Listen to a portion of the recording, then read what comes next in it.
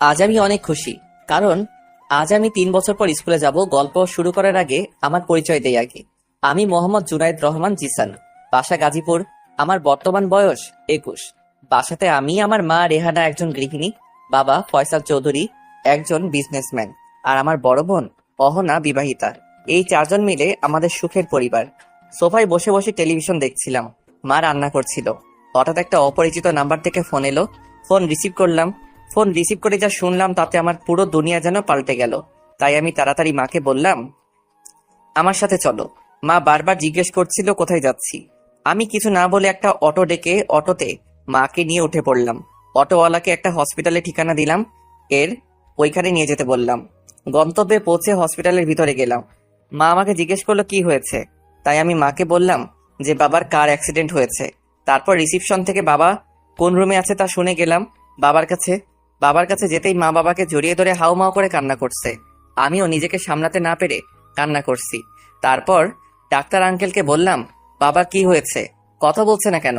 আসলে ডাক্তার আঙ্কেলকে আঙ্কেল বলার কারণ হলো উনি আমাদের ফ্যামিলি ডক্টর, আর এটা ওনারই হসপিটাল।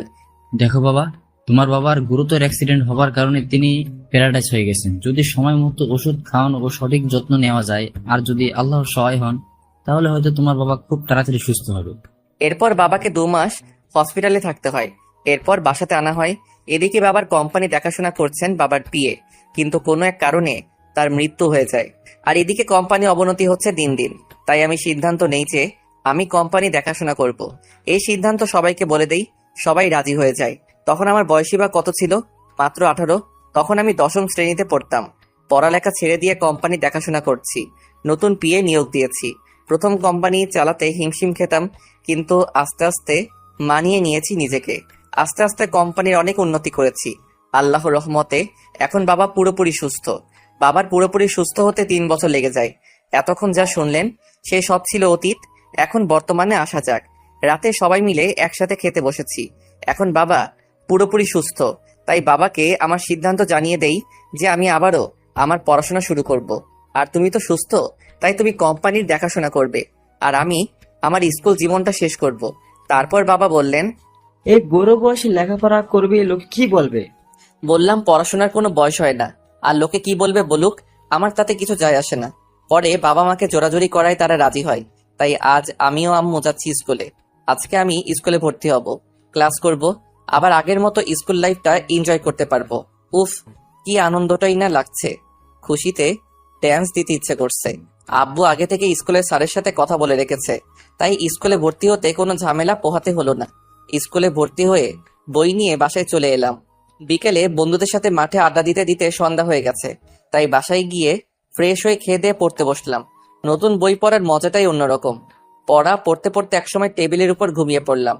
সকালে আম্মুর ডাকে ঘুম ভাঙলো, তাই রেডি হয়ে ব্রেকফাস্ট করে স্কুলে গেলাম। আজ স্কুলে আমার প্রথম দিন। স্কুলে আজকের দিনটা খুব ভালোভাবে কেটে গেল। বিকেলে বাসায় ফিরে বন্ধুদের সাথে আড্ডা দিতে গেলাম, আবার সন্ধ্যায় বাসায় ফিরলাম। গিয়ে ফ্রেশ হয়ে খেয়ে দিয়ে পড়তে বসলাম। এমন সময় টেবিলে বইয়ের পাশে রাখা ফোনটা বেজে উঠলো। ফোনটা হাতে নিয়ে দেখি রিয়া ফোন করেছে। আসলে রিয়া আমার খালাতো বোন। কি রে, শুনলাম তুই নাকি আবার স্কুলে ভর্তি হয়েছিস। ঠিকই শুনেছিস। তা তোর প্রথম দিন স্কুলে বাচ্চাদের সাথে কেমন কাটলো? অনেক ভালো। দেখিস আবার স্কুলে বাচ্চা মেয়েদের প্রেমে পড়িস না জানো। আরে না, আমাকে কি তোর এমন মনে হয়? তুই কেমন তা আমি ভালো করেই জানি। দেখ সামনে কি কি হয়। কি হবে শুনি? আমি কি জানি, যা হবে তুই নিজেই দেখতে পাবি। তারপর অনেক কথাই হলো। একসময় ঘুমিয়ে পড়লাম। সকালে ফ্রেশ হয়ে স্কুলে গেলাম। ক্লাসে বসে আছি, কিন্তু ম্যাডাম আসছে না। হঠাৎ করে একটি মেয়ে ক্লাসে প্রবেশ করলো, তাও আবার প্রিন্সিপাল স্যারের সাথে। আমরা সবাই স্যারকে দেখে দাঁড়িয়ে গেলাম, আর স্যার বললেন, উনি হলেন আমাদের নিউ ইংলিশ টিচার। উনি আজ থেকে তোমাদের ইংলিশ ক্লাস নেবেন। সবাই মেয়েটার দিকে হা করে তাকিয়েছিল, কারণ মেয়েটা সুন্দর একটা নীল বোরকা পরেছিল। শুধু তার চোখ আর হাত দুটো ছাড়া কিছুই দেখা যাচ্ছিল না। ওর চোখগুলো দেখতে খুব সুন্দর ছিল, টানা টানা হরিণীর চোখ। তার চোখের মধ্যে আবার কাজল দিয়েছে। উফ, মেয়েটাকে যে এত সুন্দর দেখাচ্ছিল তা ভাষায় প্রকাশ করার মতো না। যে দেখবে সেই মুগ্ধ হয়ে যাবে। আমিও সবার মতো মেয়েটার দিকে অবাকভাবে তাকিয়েছিলাম। স্যার চলে গেলেন আর মেয়েটি ক্লাস করানো শুরু করে দিল। আমি বসে বসে মেয়েটার দিকে এক নজরে তাকিয়ে আছি। পড়ায় মনোযোগ দিতে পারছি না। এই প্রথম কোনো বোরকাওয়ালি আমার মনের মধ্যে উথাল পাতাল ঢেউ তুলে দিল। আমি মনে হয় মেয়েটাকে ভালোবেসে ফেলেছি। পরক্ষণে আবার ভাবছি, ধুর, উনি তো আমার ম্যাডাম, ওনার সাথে কি আমার যাই নাকি? ওসব না ভেবে পড়ায় মনোযোগ দিতে শুরু করলাম। বইটার দিকে তাকিয়ে পড়ার চেষ্টা করছিলাম, কিন্তু বারবার এই বোরকাওয়ালির কথা মনে আসছে। ক্রাশ খেলাম, তাও আবার এই বোরকাওয়ালিকে দেখে। মনে মনে আরো নানা রকম চিন্তা ভেবে মুচকি মুচকি হাসতে লাগলাম। তাই এর মধ্যে দেখলাম ম্যাডাম আমার সামনে দাঁড়িয়ে আছে। আমি ভয়ে চমকে উঠলাম। এই রে, এবার মনে হয় পিটাবে। আমি এক অবাক দৃষ্টিতে ম্যাডামের দিকে তাকিয়েছিলাম। ম্যাডাম আমাকে বলল, এই তুমি পড়া রেখে হাসছো কেন? উঠে দাঁড়ালাম আর বললাম, কই, আমি কখন হাসলাম? আমি তো পড়ছিলাম। একদম মিথ্যা বলার চেষ্টা করবে না, আমি দেখেছিলাম তুমি হাসছিলে। সরি ম্যাডাম, আর হবে না। স্বীকার করছি যে আমি সত্যি হাসছিলাম। তোমার নাম কি? জুনায়েদ রহমান জিসান। এত বড় হয়ে গেছো এখনো ক্লাস 10-এ? এর আগে কয় বছর ফেল করেছিলে? হ্যাঁ, আসলে পড়ালেখা এক বছর আগে ছেড়ে দিয়েছিলাম কিছু কিছু অসুবিধার জন্য। ও আচ্ছা, ঠিক আছে। এখন এখান থেকে সামনের টেবিলে গিয়ে বসো। বেশ অবাক হয়ে গেলাম। কেন ম্যাডাম? তোমাকে সামনে গিয়ে বসতে বলছি না? যাও, সামনে গিয়ে বসো। তোমার এত কথা বলার সাহস হয় কি করে? আমি আর কোনো কথা বলার সাহস পেলাম না, তাই বাধ্য হয়ে সামনের সিটে গিয়ে বসে পড়লাম। আর মাথা নিচু করে বই খুলে পড়ায় মনোযোগ দিতে চেষ্টা করছিলাম, কিন্তু পারছিলাম না। ম্যাডাম বসে বসে সবার পড়ার উপর নজর রাখছিলেন, মাঝে মাঝে আমার দিকে তাকিয়েছিলেন। এভাবে দেখতে দেখতে ওনার ক্লাস শেষ হলো। আস্তে আস্তে অন্য সব ক্লাস শেষ হলো, কিন্তু মন দিয়ে একটা ক্লাসও করতে পারলাম না। কিভাবে পড়বো বলেন? মন তো বোরকাওয়ালি ম্যাডামের কাছে পড়ে আছে। দেখতে দেখতে টিফিনের ঘন্টা বেজে গেল। বাইরে দাঁড়িয়ে আছি আর ম্যাডামের কথা ভাবছি। উনি কেমন দেখতে? বয়সে কি আমার থেকে বড় হবে নাকি ছোট? এইসব আর কি। অনেকক্ষণ ধরে দাঁড়িয়ে আছি আর মাঠের দিকে তাকিয়ে আছি। সবাই খেলছি আর আমি একাই দাঁড়িয়ে আছি। হঠাৎ একটা মেয়ের ডাক শুনতে পেলাম। জিসান ভাইয়া, ভাইয়া বলে ডাকছে। পিছে ঘুরে দেখে একটা মেয়ে দিকে এগিয়ে আসছে। মেয়েটি আমার সামনে এসে দাঁড়ালো আর বলল, ভাইয়া, আপনাকে একটা কথা বলার ছিল। কি কথা? আর তুমি কে? আমি নুসরাত। আমার একটা কথা বলার ছিল। আসলে ভাইয়া, আমার বান্ধবী মিমি আপনাকে লাইক করে। সে আপনাকে এই চিঠিটা দিতে বলেছে। হাতে একটা কাগজ ধরিয়ে দিয়ে মেয়েটা চলে গেল। আমি শুধু ভ্যাবলার মতো তাকিয়ে দেখলাম। স্কুলে সবেমাত্র 2-3 দিন হলো এসেছি, আর এরই মধ্যে লাইক করে ফেললো। হায় রে কপাল! আবার যদি কেউ এসব জানতে পারে, তাহলে আমার মান সম্মান প্লাস্টিক হয়ে যাবে। হাতের চিঠিটার দিকে তাকালাম। মন চাইলো একটু খুলে দেখি আমি তাতে কি লেখা আছে। যখনই চিঠির ভাঁজটা খুলতে যাব, তার আগেই কেউ একজন চিঠিটা টান মেরে আমার হাত থেকে কেড়ে নিল। আমি সামনের দিকে তাকিয়ে দেখি বরকওয়ালি ম্যাডামটা আমার সামনে দাঁড়িয়ে আছে। ওনার চোখ দেখে স্পষ্ট বুঝে গেছি উনি খুব রেগে আছে। ওনাকে দেখে আমার গলা শুকিয়ে গেল। আমি ভয়ে বারবার ঢোক গিলতে লাগলাম। মাথা নিচু করে দাঁড়িয়েছিলাম। তখন উনি বললেন, কি হচ্ছে এখানে? আর এসবের মানে কি? কি বলবো কিছুই বুঝতে পারছি না। চুপচাপ দাঁড়িয়ে আছি। তারপর উনি আমাকে ধমক দিয়ে বললেন, কি রে, এসবের মানে কি? হ্যাঁ, দাঁড়া, আজ প্রিন্সিপাল স্যারকে বলে স্কুল থেকে তোকে বের করার ব্যবস্থা করছি। আমার ইতিমধ্যে ভয়ে গা থেকে ঘাম পড়তে শুরু করেছে। এখানে আমার দোষ কি? আমি তো কিছুই বুঝছি না। আমি কি মেয়েটাকে চিঠি দিয়েছি নাকি? আর চুপ করে থাকলে হবে না। এই কথা 5 কান হবার আগে ম্যাডামকে বোঝাতে হবে। তাই আমি মাথা তুলে ম্যাডামকে বললাম, ম্যাডাম, আমি কি করেছি? আমাকে বের করবেন কেন? আমি তো এখানে দাঁড়িয়েছিলাম, ওই মেয়েটা আমাকে চিঠিটা দিয়ে গেল। আমি তো ওকে চিনি না, তাহলে আমাকে শাস্তি দিবেন কেন? শাস্তি দেবার হলে ওই মেয়েটাকে দিন। কিছুক্ষণ চুপ করে থাকলেন। আমি মনে করলাম ম্যাডাম আমার কথাগুলো বুঝতে পেরেছে, কিন্তু না, উল্টো উনি আমাকে শাসাচ্ছেন।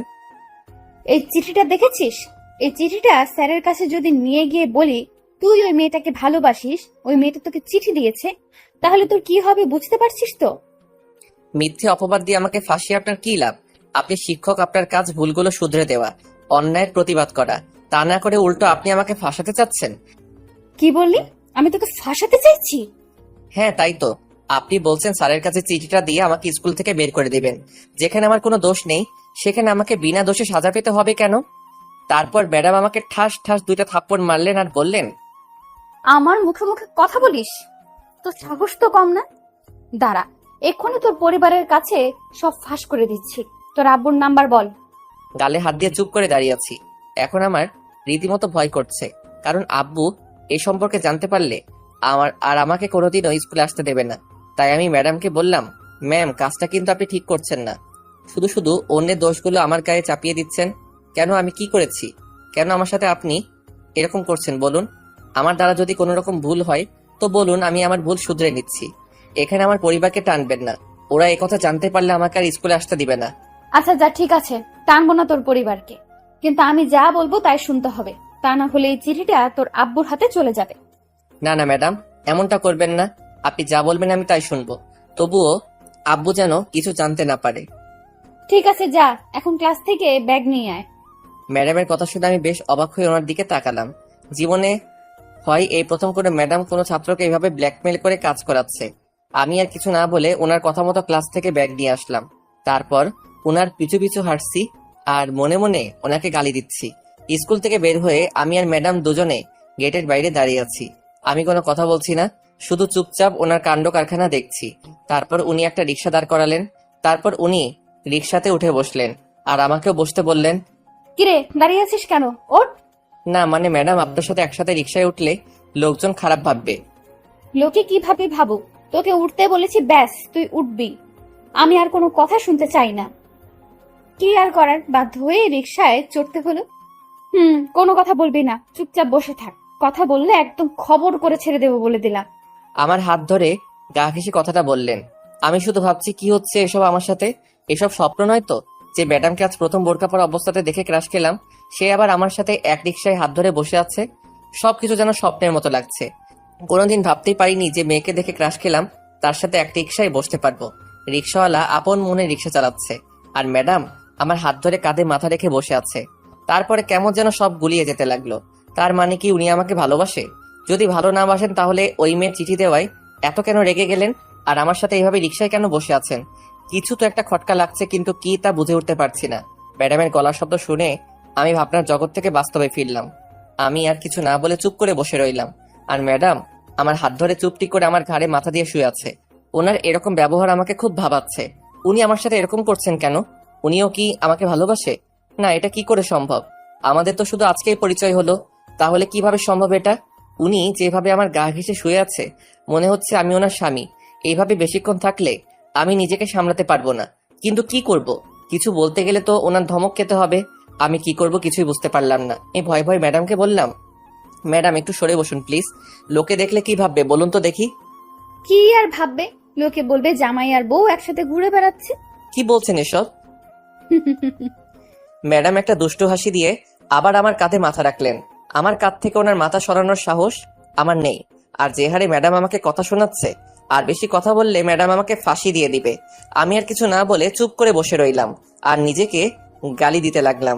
কেন যে ওই মেয়েটার হাত থেকে চিঠিটা নিতে গেলাম। চিঠিটা যদি না নিতাম তাহলে এভাবে ফাঁসতে হতো না। আর আজ কালকের মেয়েগুলো পারেও বটে, সুন্দর ছেলে দেখলে পিছু লেগে থাকে। দুদিন হলো স্কুলে গেলাম, এরই মধ্যে লাইক করে ফেলেছে। এই বয়সে মেয়েগুলো প্রেম প্রীতির কি বুঝে? সব মেয়েগুলোর বদের হাড্ডি। আরো নানান চিন্তা মাথার মধ্যে ঘুরপাক খাচ্ছিল। হঠাৎ ম্যাডামের কথার শব্দ আমার কানে ভেসে আসলো। যা এখন নাম। ভাবনার জগৎ থেকে বেরিয়ে এলাম। এবার আমি ওনার দিকে এক দৃষ্টিতে তাকিয়ে বললাম, মানে? কানে শুনতে পাস না? নামতে বলেছি তোকে। কেন? কেন মানে পাশে তাকিয়ে দেখ, সব বুঝতে পেরে যাবি। ওনার কথা মতো পাশে তাকাতেই আমার চোখ ছানা বড়া হয়ে গেল। নিজের চোখে বিশ্বাস করাতে পারছি না, তাই নিজের চোখ ভালো করে ডলে নিলাম। আবার তাকালাম, তাকিয়ে দেখে আমার বাড়ির গেটের সামনে। হায় আল্লাহ, এখন কি করব? এখন যদি কেউ দেখে ফেলে তখন আমি কি করব? আমার তো পড়ালেখার 12টা বেজে যাবে। এলাকার লোক সবাই আমাকে ভালো করে চেনে।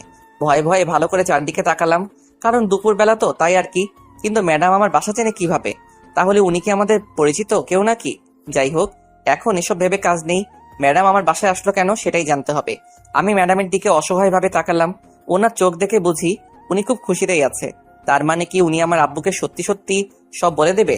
হায় আল্লাহ, আমাকে রক্ষা করো এই মেয়ের কাছ থেকে। কেন যে এই মেয়ে কপালে এসে জুটলো? এখন আমার ভয়ের মাত্রা আরো বেড়ে গেল। জানি না আব্বু এসব কথা শুনলে আমার কি হাল করবে। সব থেকে বড় কথা, আমি ওনার বড় ছেলে। এসব জানতে পারলে আব্বু খুব অপমানী হবে। না, আর কিছু ভেবে লাভ নাই। আমাকে ম্যাডামকে আটকাতে হবে, তা না হলে আমার আর পড়াশোনা করা হবে না। তা আমি ম্যাডামকে বিনীত স্বরে বললাম, ম্যাডাম আপনি তো বলেছিলেন আব্বুকে কিছু বলবেন না, তাহলে বাসায় কেন নিয়ে আসলেন? প্লিজ ম্যাম, আপনাকে হাত জোর করে বলছি, আব্বুকে এসব কিছু বলবেন না। ম্যাডাম একটা অট্ট হাসি দিয়ে বললেন, ধুর পাগল, আমি তোর আব্বুকে কিছু বলতে আসিনি, তোকে বাড়িতে পৌঁছে দিতে এসেছি। তবে হ্যাঁ, আমার কথা মতো যদি না চলো তাহলে তোমার আব্বুকে এই চিঠিটা দিয়ে দিব, মনে থাকে যেন। ম্যাডামের কথা শুনে একটা স্বস্তির নিঃশ্বাস নিলাম। কিন্তু ম্যাডাম আমাকে ক্লাস করাতে না দিয়ে বাসায় পৌঁছে দিলেন কেন? ম্যাডাম বললেন, কারণ যদি তুমি আজ সব ক্লাস করতে, তবে মেয়েগুলো ছুটির পর তোমার সাথে দেখা করত আর তোমার কাছে তার প্রপোজের অ্যান্সার চাইতো, আর তুমিও সৌন্দর্য দেখে হ্যাঁ বলে দিতে। তাই তোমাকে বাসায় নিয়ে এসেছি। ম্যাডামের কথা শুনে অবাক দৃষ্টিতে তাকিয়ে আমি বললাম, কি বলছেন এসব? আমি কেন তার প্রপোজে রাজি হব? হবে হবে, সব ছেলেরাই এমন হয়, মেয়েদের দেখলে পেছনে পড়ে থাকে। অন্য ছেলেরা কেমন তা আমার জানা নেই, তবে আমি সবার থেকে আলাদা। ভাই, বাস্তবে আমি হলাম ভদ্র শয়তান, দ্য ওয়ার্ল্ড ফেমাস রিটার। আপনার মাথায় মনে হয় কোনো প্রবলেম আছে, তার সব ছেলেদের একরকম মনে করেন। চুপ কুত্তা, বেশি কথা বললে থাপড়ায় তো সব দাঁত ফেলে দেবো। যা বাসায় যা, যতদিন আমি না বলবো স্কুলে আর আসা যাবে না, বলে দিলাম। ম্যাডামের অগ্নিমূর্তি মুখ দেখে আর কিছু বলার সাহস পেলাম না, তাই বাসায় চলে এলাম। আর ম্যাডাম রিক্সা নিয়ে চলে গেলেন। কি মেয়ে রে বাবা, কথায় কথায় থ্রেট দেয়। মনে হয় মেয়েটার মাথায় গন্ডগোল আছে, তা না হলে এত রাগী হয় কি করে? দূর, এত ভেবে লাভ নেই।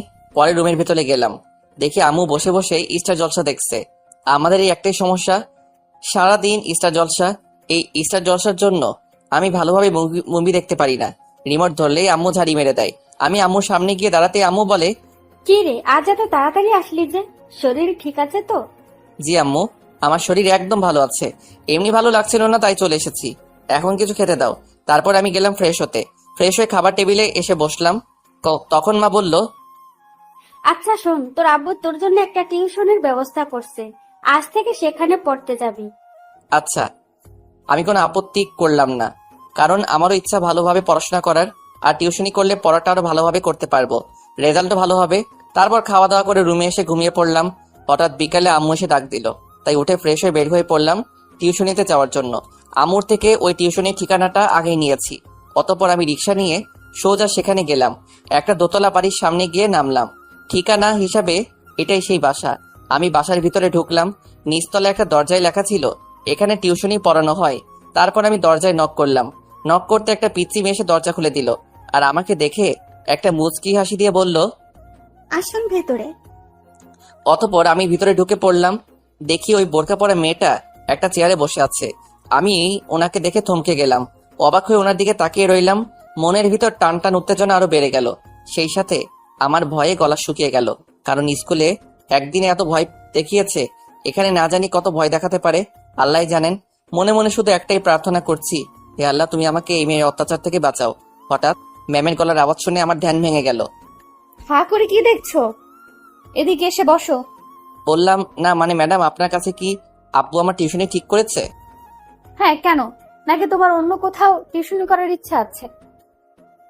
না না ম্যাডাম, আমার এমন কোনো ইচ্ছা নাই। গুড, এখানে এসে বসো। তারপর আমি ওনার কাছে গিয়ে টেবিলে বসলাম। এখানে আমাদের ক্লাসের 7 থেকে 8 জন ছেলে ও মেয়ে পড়ে। আমি বই খুলে বসেছি। ম্যাডাম আমাকে প্যারাগ্রাফ মুখস্থ করতে দিয়েছে। আমার মধ্যে লজ্জা আর ভয় দুটি কাজ করছে, যার কারণে কিছুতেই পড়তে পারছি না। ভয়ে গলাটা শুকিয়ে কাঠ হয়ে গিয়েছিল। খুব পানি পিপাসা পেয়েছে। আমি এখানে কেন? ওয়েটার বোতল আনিনি। এখন কি করা যায়? ওনার কাছে চাইবো কিনা ভাবছি। ভাবতে ভাবতে একবার চেয়ে নিলাম। ম্যাডাম, একটা কথা বলার ছিল। কি কথা বলো? না মানে ম্যাডাম, আমার না একটু জল তেষ্টা পেয়েছে, আমাকে কি একটু জল খাওয়াবেন? পানি খাবে? আচ্ছা, আমার সাথে এসো। বলে আমার হাত ধরে কিচেনে নিয়ে গেল।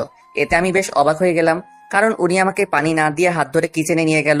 আসলে উনি কি চাচ্ছেন কিছুই বুঝতে পারছিলাম না। তখন কিচেনে গিয়ে ম্যাডাম আমাকে পানি দিলেন। আমি পানি খেয়ে দাঁড়িয়ে আছি। হঠাৎ ম্যাম আমার শার্টের কলার টেনে ধরে বললেন, এই শোন, আমি তোকে এখানে এনেছি, যদি এখান থেকে অন্য কোথাও যাবার চিন্তা ভাবনা করিস তাহলে তোর 12টা বাজিয়ে দেব, দেখিস। ওনার কথা শুনে আমার সবকিছু গুলিয়ে যেতে থাকলো ধীরে ধীরে। মানে আম্মু তো আমাকে বললো আব্বু টিউশনি ঠিক করেছে, তাহলে উনি আমাকে এখানে আনলো কিভাবে? কিছু একটা তো রহস্য আছে, কিন্তু সেটা কি আমাকে জানতে হবে। আর সেটা জানতে হলে ম্যাডামের কাছে থাকতে হবে। তাই আমি ম্যাডামকে বললাম, ঠিক আছে ম্যাডাম, যাব না। তারপর আবার ম্যাডাম আমার হাত ধরে কিচেন থেকে পড়ার টেবিলের কাছে নিয়ে আসলো। এখন সবার পড়া শেষ। আস্তে আস্তে সবাই ব্যাগ গুছিয়ে বের হতে লাগলো। আমিও ব্যাগ গুছিয়ে বের হতে ধরেছিলাম, তখনই ম্যাডাম আমার হাত ধরে টান মেরে বসিয়ে দিল। আমি ভ্যাবাচাকা খেয়ে গেলাম। সবাই বেরিয়ে গেল, আমাকে যেতে দিচ্ছে না কেন। তারপর ম্যাডাম আমাকে বলল, এই শোনো, আমার সাথে যাবে কেমন? মানে? মানে তুই কালকে সঠিক সময়ে রেডি হয়ে বাসার সামনে থাকবি, আর আমি তোকে স্কুলে যাওয়ার সময় নিয়ে যাব, বুঝলি? কেন ম্যাডাম, আমি তো আর বাচ্চা ছেলে নই যে আমাকে সঙ্গে করে নিয়ে যেতে হবে। আমি একাই যেতে পারবো, আপনাকে আসতে হবে না। চুপ, বেশি কথা বলবি না। যেতে বলেছি যাবি, ব্যাস। আমি আর কোনো কথা শুনতে চাই না। যাব না। যাবি না মানে? তুই যাবি, তোর বাপ সহ যাবে। তাহলে ওনাকে নিয়ে যান, আমি যাব না। ঠাস। একটা চর বসিয়ে দিল আমার গালে। বেশি জোরে মারেনি, কিন্তু খুব জোরে লেগেছে। নরম হাতের গরম ছোঁয়া, স্যাকা খাওয়ার সম্ভাবনা বেশি। আমি গালে হাত দিয়ে চুপ করে রইলাম, আর ম্যাডাম বললেন, চিঠির কথা ভুলে গেছিস মনে হয়। চিঠির কথা শুনে বুকের ভিতর ভয় ঢুকে গেল। অতঃপর তিনি যা বললেন তাতে রাজি হয়ে রিক্সা নিয়ে বাসায় চলে এলাম। ফ্রেশ হয়ে মোবাইল নিয়ে একটু গোতাগুতি করতেছিলাম। হঠাৎ দেখি একটা আননোন নাম্বার থেকে কল এলো। কলটি রিসিভ করলাম। হ্যালো। ওপাশ থেকে মেইলি কণ্ঠ ভেসে এলো, আই লাভ ইউ। সাথে সাথে ফোনটা হাত থেকে পড়ে গেল বিছানার উপরে। ফোনটা তুলে দেখি ফোনটা কেটে গেছে। তাই আমি ফোন দিলাম। কি ফোন তো বন্ধ তার। তাই আবার কয়েকবার দিলাম, কিন্তু ফলাফল একই, ফোন বন্ধ। চিন্তায় পড়লাম, কে এই মেয়ে? হঠাৎ করে আই লাভ ইউ বলার কারণটা কি? এই মেয়ে আমাকে চিনে নাকি? আরো নানা রকম চিন্তা করতে করতে ডুব দিলাম ঘুমের দেশে। সকালে ঘুম ভাঙলো আম্মুর ডাকে। ঘুম থেকে উঠে ফ্রেশ ও রেডি হয়ে দাঁড়িয়ে রইলাম গেটের সামনে, অপেক্ষা করতেছি ম্যাডামের জন্য। হঠাৎ করেই একটা বড় সাদা রঙের দামি প্রাইভেট কার আমার সামনে এসে দাঁড়ালো। গাড়ি থেকে একটা মেয়ে নামলো, দেখতে খুব সুন্দর, আমাদের স্কুল ব্যাচ লাগানো তার পোশাকে। আমি বুঝতে পারলাম এই মেয়েটা আমাদের স্কুলের ছাত্রী। দেখতে বেশ সুন্দর আর মডার্নও বটে। খুব বড় লোকের মেয়ে মনে হচ্ছে। মেয়েটা আমার সামনে এসে দাঁড়ালো আর বলল, এসো, আমার সাথে এসো। সে আমার হাত ধরে। আমি বেশ অবাক হলাম। চিনি না জানি না, হঠাৎ এইভাবে হাত ধরার মানে কি? আমি তার কাছ থেকে আমার হাত সরিয়ে নিলাম। সে আমার আরো কাছে আসলো আর রাগী লুক নিয়ে তাকিয়েছিল। আমি শুধু ভ্যাবলার মতো ওর দিকে তাকিয়েছিলাম। কিছু বলার সাহস আমার নেই, কারণ আমি মেয়েদেরকে একটু বেশি ভয় পাই। সাথে সাথে ঠাস করে একটা চরের শব্দ শুনতে পেলাম। আমি ভয়ে গালে হাত দিলাম, কিন্তু আমার গালে কোনো ব্যথা হচ্ছে না। তার মানে আমার গালে পড়েনি। তাই সামনের দিকে তাকিয়ে দেখি মেয়েটা গালে হাত দিয়ে দাঁড়িয়ে আছে। হায় আল্লাহ, ওকে আবার কে মারলো? পেছন থেকে কে যেন আমার হাত এক টান দিল। টান দেওয়ার কারণে আমি একটু পেছনে সরে গেলাম। তাকিয়ে দেখি বোরকাওয়ালি ম্যাডাম। স্তব্ধ হয়ে গেলাম, এখন কি করব? ম্যাডাম তো আমাকে আস্ত খেয়ে ফেলবেন। যে রাগী মেয়ে, আমাকে কোনো মেয়ের সাথে কথা বলতে দেখলেই হলো আমার 12টা বাজিয়ে ছাড়বে। ম্যাডাম আমার দিকে চোখ বড় বড় করে তাকিয়ে আছে। আমার আর বুঝতে বাকি রইল না যে উনি এখন তার রাগটা আমার উপর দিয়ে ঝাড়বে। ভয় জড়ানো কণ্ঠে ম্যামকে বললাম, ম্যাডাম আপনি? চুপ, একদম চুপ। আগে ওর খবরটা নিয়ে নেই, দাঁড়া। চুপ করে রইলাম। কথা বলতে গেলে হয়তো এই চটটা আমার গালে পড়বে, তাই চুপ করে রইলাম। ম্যাডাম মেয়েটির সামনে গিয়ে দাঁড়ালো। মেয়েটি অনেক ভয় পেয়েছে, তাই গালে হাত দিয়ে মাথা নিচু করেছিল। ম্যাডাম মেয়েটিকে বলল, কি রে, তুই এখানে কি করছিস? আর তোর সাহস কি করে হয় ওর হাত ধরার? মেয়েটি কাঁদো কাঁদো গলায় বলল, না মানে ম্যাডাম, ও এইখানেই দাঁড়িয়েছিল, তাই ভাবলাম ওকে লিফট দেই, তাই হাত ধরেছিলাম। আবার যদি তুই ওর হাত ধরার চেষ্টা করিস, তাহলে তোর খবর আছে। যা, স্কুলে যা। মেয়েটি আর কোনো কথা না বলে গাড়িতে উঠে চলে গেল। তারপর খেয়াল করলাম ম্যাডাম আমার দিকে তাকিয়ে আছে, তাই আমি মাথা নিচু করলাম। তারপর ম্যাডাম আমার হাত ধরে বলল, চলো। ম্যাডামের কথা শুনে আমি আকাশ থেকে পড়লাম মনে হলো। কি হলো ম্যাডামের? ম্যাডাম বকা দিল না কেন? উল্টো আরো রোমান্টিক ভাব দেখাচ্ছে। কোনো কথা বললো না। ম্যাডাম আমাকে নিয়ে রিক্সায় চললো। তারপর রিক্সাওয়ালা আপন মনে রিক্সা চালাচ্ছে, আর এদিকে ম্যাডামের রোমান্টিক ভাবটাও একটু একটু বাড়ছে। ম্যাডাম আমার হাতটা শক্ত করে ধরলেন আর আমার ঘাড়ে মাথা রাখলেন। একটুবার বললেন, ওই মেয়েটাকে কি তোমার ভালো লাগে? একটু আগে যে মেয়েটির সাথে কথা হলো। আমি চুপ করে রইলাম, কারণ ভেবে চিন্তে উত্তর দিতে হবে, না হলে আবার উল্টো কিছু হয়ে যেতে পারে। তাই আমি বললাম, মোটামুটি ভালোই দেখতে। কি বললে? কই কিছু না তো। তুমি কি জানো ওই মেয়েটা কে? না। ওই মেয়েটা হচ্ছে মিম, যে তোমাকে তার বান্ধবীকে দিয়ে তোমাকে চিঠি দিয়েছিল। ও তাই? বেশি কিছু বললো না, শুধু ম্যাডাম আমাকে বলল আমি যেন ওর থেকে দূরে দূরে থাকি। আমি শুধু মাথা নাড়িয়ে হ্যাঁ সূচক জবাব দিলাম। বেশ কিছুক্ষণ পর স্কুল এসে নামলাম। অবশ্য ম্যাডামই ভাড়াটা দিয়েছেন। আমি ভেতরে যেতে লাগলাম, আর ম্যাডাম বললেন, দাঁড়াও। আমি দাঁড়িয়ে গেলাম। ম্যাডাম এসে আমার সামনে মুখ বরাবর এসে দাঁড়ালেন। প্রথমে আমার মাথার চুলগুলো ঠিক করে দিয়ে বললেন, কি অবস্থা করেছে চুলগুলোর? হ্যাঁ, একদম বাদুরের মতো লাগছে। চুলগুলো ছোট করে কেটে আসবে কেমন? একটু মুচকি হাসি দিয়ে মাথা নাড়িয়ে চলে আসলাম ক্লাসে। ক্লাসে বসে আছি। ক্লাস শুরু হতে এখনো অনেক সময় বাকি আছে, তাই আমি বসে বসে ম্যাডামের দেওয়া পড়াগুলো রিভাইজ দিচ্ছিলাম। এমন সময় পাশে থেকে আমাকে কেউ একজন ডাকছিল। এমনটা মনে হচ্ছিল, তাই পাশে তাকালাম, দেখি জানালায় সেই নুসরাত জাহান মিমি নামের মেয়েটা আমাকে ডাকতেছে। আমি বললাম কি পাশেই ম্যাডামদের অফিস রুম, তাই আমি নুসরাতকে বললাম কি হয়েছে। সে কিছু না বলে আমার দিকে একটা কাগজ ছুঁড়ে মারলো আর দৌড়ে চলে গেল। আমি বোকা সেজে বসে রইলাম। আজকালকার মেয়েরা দেখি যখন তখন কাগজ ছুঁড়ে মারে। মানতে হবে এখনকার নারী সমাজের অনেক উন্নতি হয়েছে।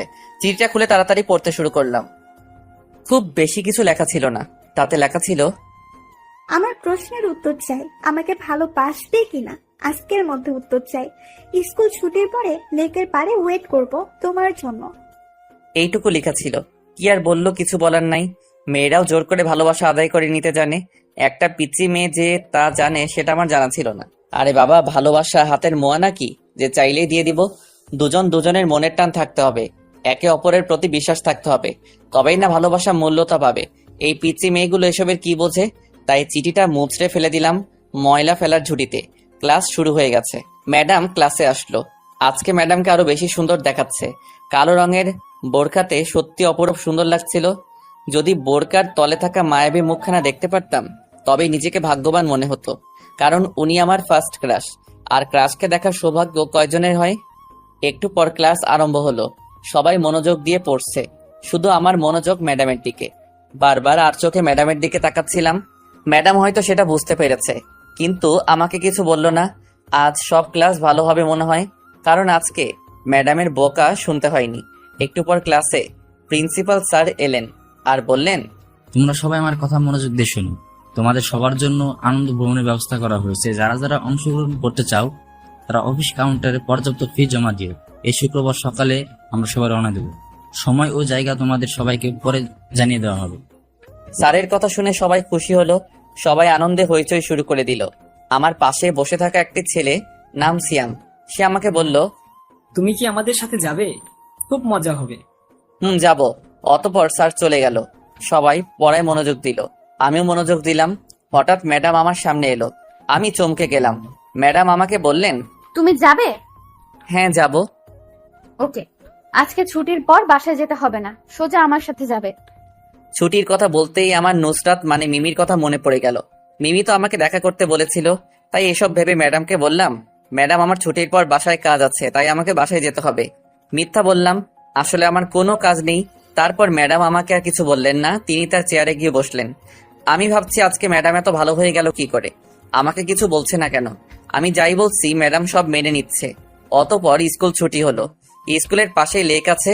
ব্যাগ গুছিয়ে হাঁটতে হাঁটতে চলে এলাম লেকের পাড়ে। সেখানে আগে থেকে মিমি উপস্থিত ছিল। আমি যেতেই মিমি আমাকে বলল, এইদিকে এসো। হাত ধরে গাছের কোনায় নিয়ে গেল। বলো কি বলবে? মিমি আমাকে ধাক্কা দিয়ে গাছের সাথে ঠেকিয়ে দিল। আমি হকচকিয়ে গেলাম। সে ধীরে ধীরে আমার মুখের সামনে আসতে লাগলো। ওর গরম নিঃশ্বাস আমার মুখের উপর পড়ছে। হঠাৎ মিমি আমাকে জড়িয়ে ধরে ঠোঁটে ঠোঁট মিলিয়ে দিল। আমিও নিজেকে সামলাতে পারিনি, মিমির হাতে নিজেকে সঁপে দিলাম। নিজেকে সামলাতে না পেরে মিমিকে জড়িয়ে ধরলাম। এমন সময় মিমি আমাকে ছেড়ে দৌড়ে পালালো। ও আমাকে ছাড়তেই আমার হাঁপানি শুরু হয়ে গেল। কিন্তু মিমি এভাবে পালালো কেন? হঠাৎ করে কেউ আমাকে পেছন থেকে টান মারলো। আমি ভাবলাম হয়তো মিমি, কিন্তু না। চোখ মেলে তাকানোর আগেই ঠাস ঠাস করে দুটো চড় বসিয়ে দিল। কানের নিচে চিনচিন ব্যথা অনুভব করছি। খুব জোরেই দিয়েছে চড় দুটো, কিন্তু মারলো কে? তাই সামনে তাকিয়ে দেখি মিমি দাঁড়িয়ে আছে, আর তার হাত ধরে আছে বোরকাওয়ালি ম্যাডাম। ভয়ে আমার হাঁটু কাঁপাকাঁপি শুরু হয়ে গেল।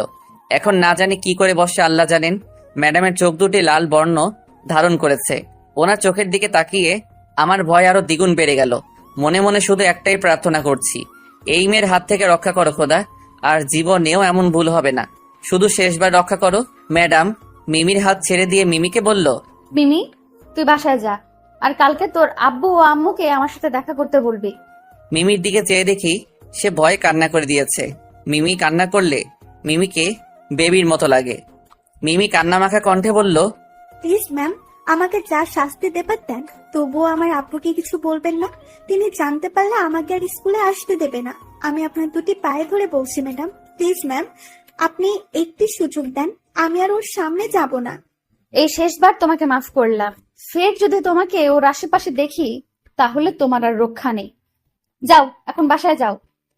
অতঃপর মিমি চলে গেল। এখন আমার কি হবে? ম্যাডাম যে আমার দিকে তেড়ে আসছে। এখন মনে হয় আমাকে আস্ত গিলে খাবে। ভাবছি পালালে কেমন হয়, কিন্তু কি লাভ, পরে আমারই বেশি ক্ষতি হতে পারে। ম্যাডাম আমাকে রাগী গলায় বলল, এই তোর জরুরি কাজ, তাই না?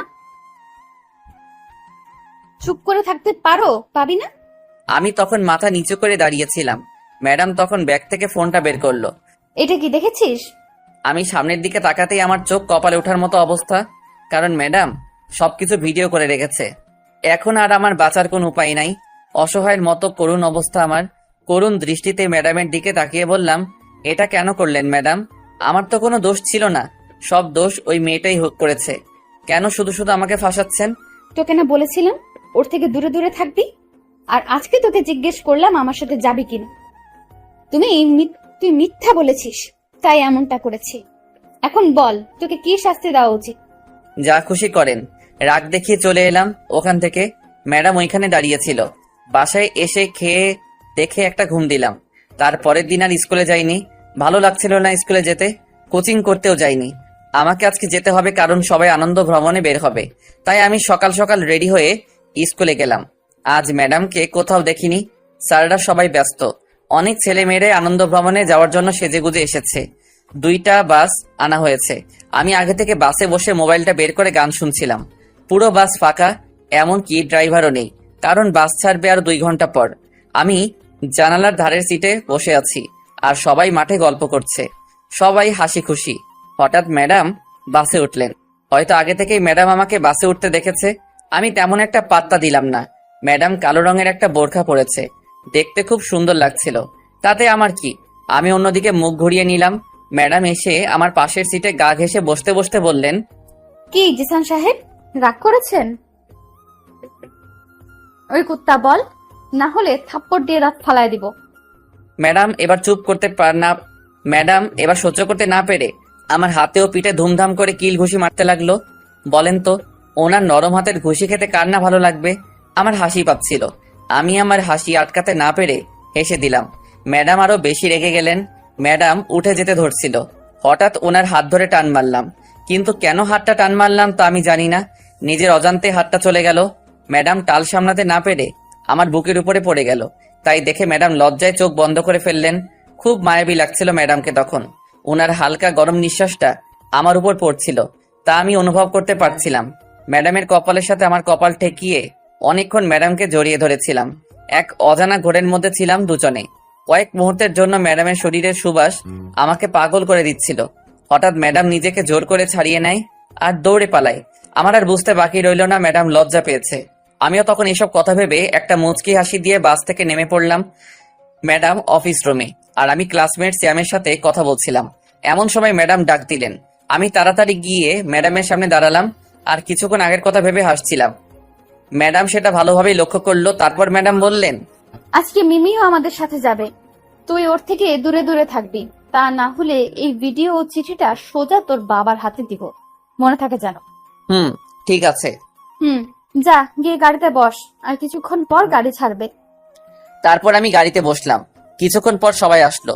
সবাই সবার সিটে বসে পড়েছে, কিন্তু মিমিকে দেখতে পাচ্ছি না কেন? অন্য বাসে বসেছে হয়তো। কিছুক্ষণ পর ম্যাডাম আসলেন। এসে আমার পাশের সিটে বসে পড়লেন।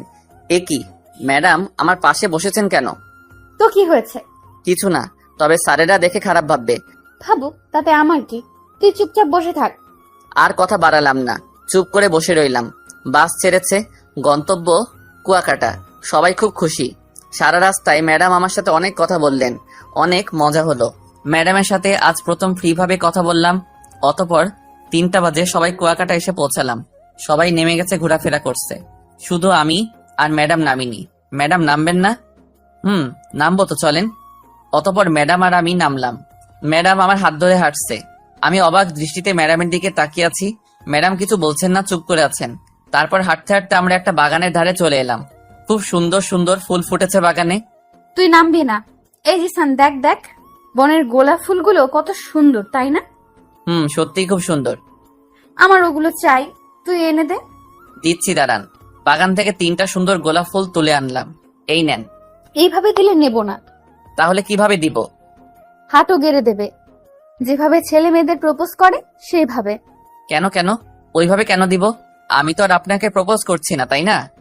এত কিছু বুঝি না, যেভাবে দিতে বলেছি সেইভাবে দিবি, ব্যাস। ধুর, আপনি শুধু আমার সাথে রাগ রাখেন কেন? দিবি কিনা বল। দিচ্ছি তো। পরে হাঁটু কেটে ম্যাডামের হাত বাড়িয়ে বললাম, এই সুন্দর ফুটন্ত ফুলগুলো শুধু আপনার জন্য। দয়া করে ফুলগুলো নিয়ে আমাকে ধন্য করুন ম্যাডাম। ম্যাডাম ফুলগুলো নিয়ে বললেন, তুমি একেবারেই কাঁচা, কিছুই বোঝো না দেখছি। আপনি আছেন তো আমাকে শিখিয়ে দেওয়ার জন্য। চলো হাঁটা যাক। ম্যাডাম আবার আমার হাত ধরে হাঁটা শুরু করলো। আমরা গিয়ে আগেই জায়গায় এক হলাম। মিমিও দেখলাম টেবিলে বসে আছে, আমার দিকে কয়েকবার তাকিয়েছে। তাই দেখে ম্যাডাম আমাকে বললেন, খবরদার ওর সাথে যদি কথা বলার চেষ্টা করো তো তোমার কপালে খারাপই আছে। আমি ভয়ে আর কিছু বললাম না, শুধু মাথা নাড়িয়ে হ্যাঁ বললাম।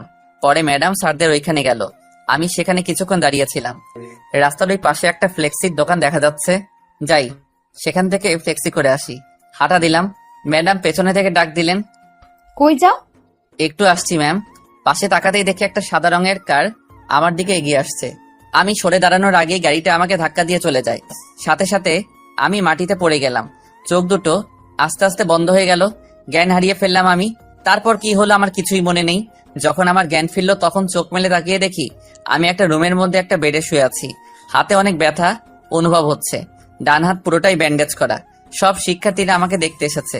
আশেপাশে ভালোভাবে তাকিয়ে দেখি এটা একটা হোটেল। ম্যাডাম আমার পাশে বসে আছে, ভাই স্যারেরা এখানে উপস্থিত আছে। আমি উঠে বসলাম। আরে আরে, উঠে বসছো কেন? প্লিজ শুয়ে থাকো। না ম্যাম, আমি ঠিক আছি। মাঝখান থেকে হেড স্যার এসে আমার পাশে বসলেন। এখন কেমন লাগছে? ভালো। সরি স্যার, আমার জন্য আপনাদের আজকের আনন্দটা মাটি হয়ে গেল। আরে দূর বোকা ছেলে, আগে মানুষের জীবনে সুস্থতা দরকার, তারপর জীবনে আনন্দ দরকার। সুস্থ না হলে তুমি কেমন করে আনন্দ করবে? ডক্টর বলেছে তুমি 2-3 দিনের মধ্যে সুস্থ হয়ে যাবে। অতপর আমি আর কিছুই বললাম না। স্যার সব ছাত্র ও ছাত্রীদের নিয়ে বাইরে চলে গেল। শুধু ম্যাডাম গেলেন না, আমার পাশে বসে রইলেন। আমি ম্যাডামকে বললাম, আপনি যাবেন না? তোমাকে রেখে আমি কি করে যাব বলো?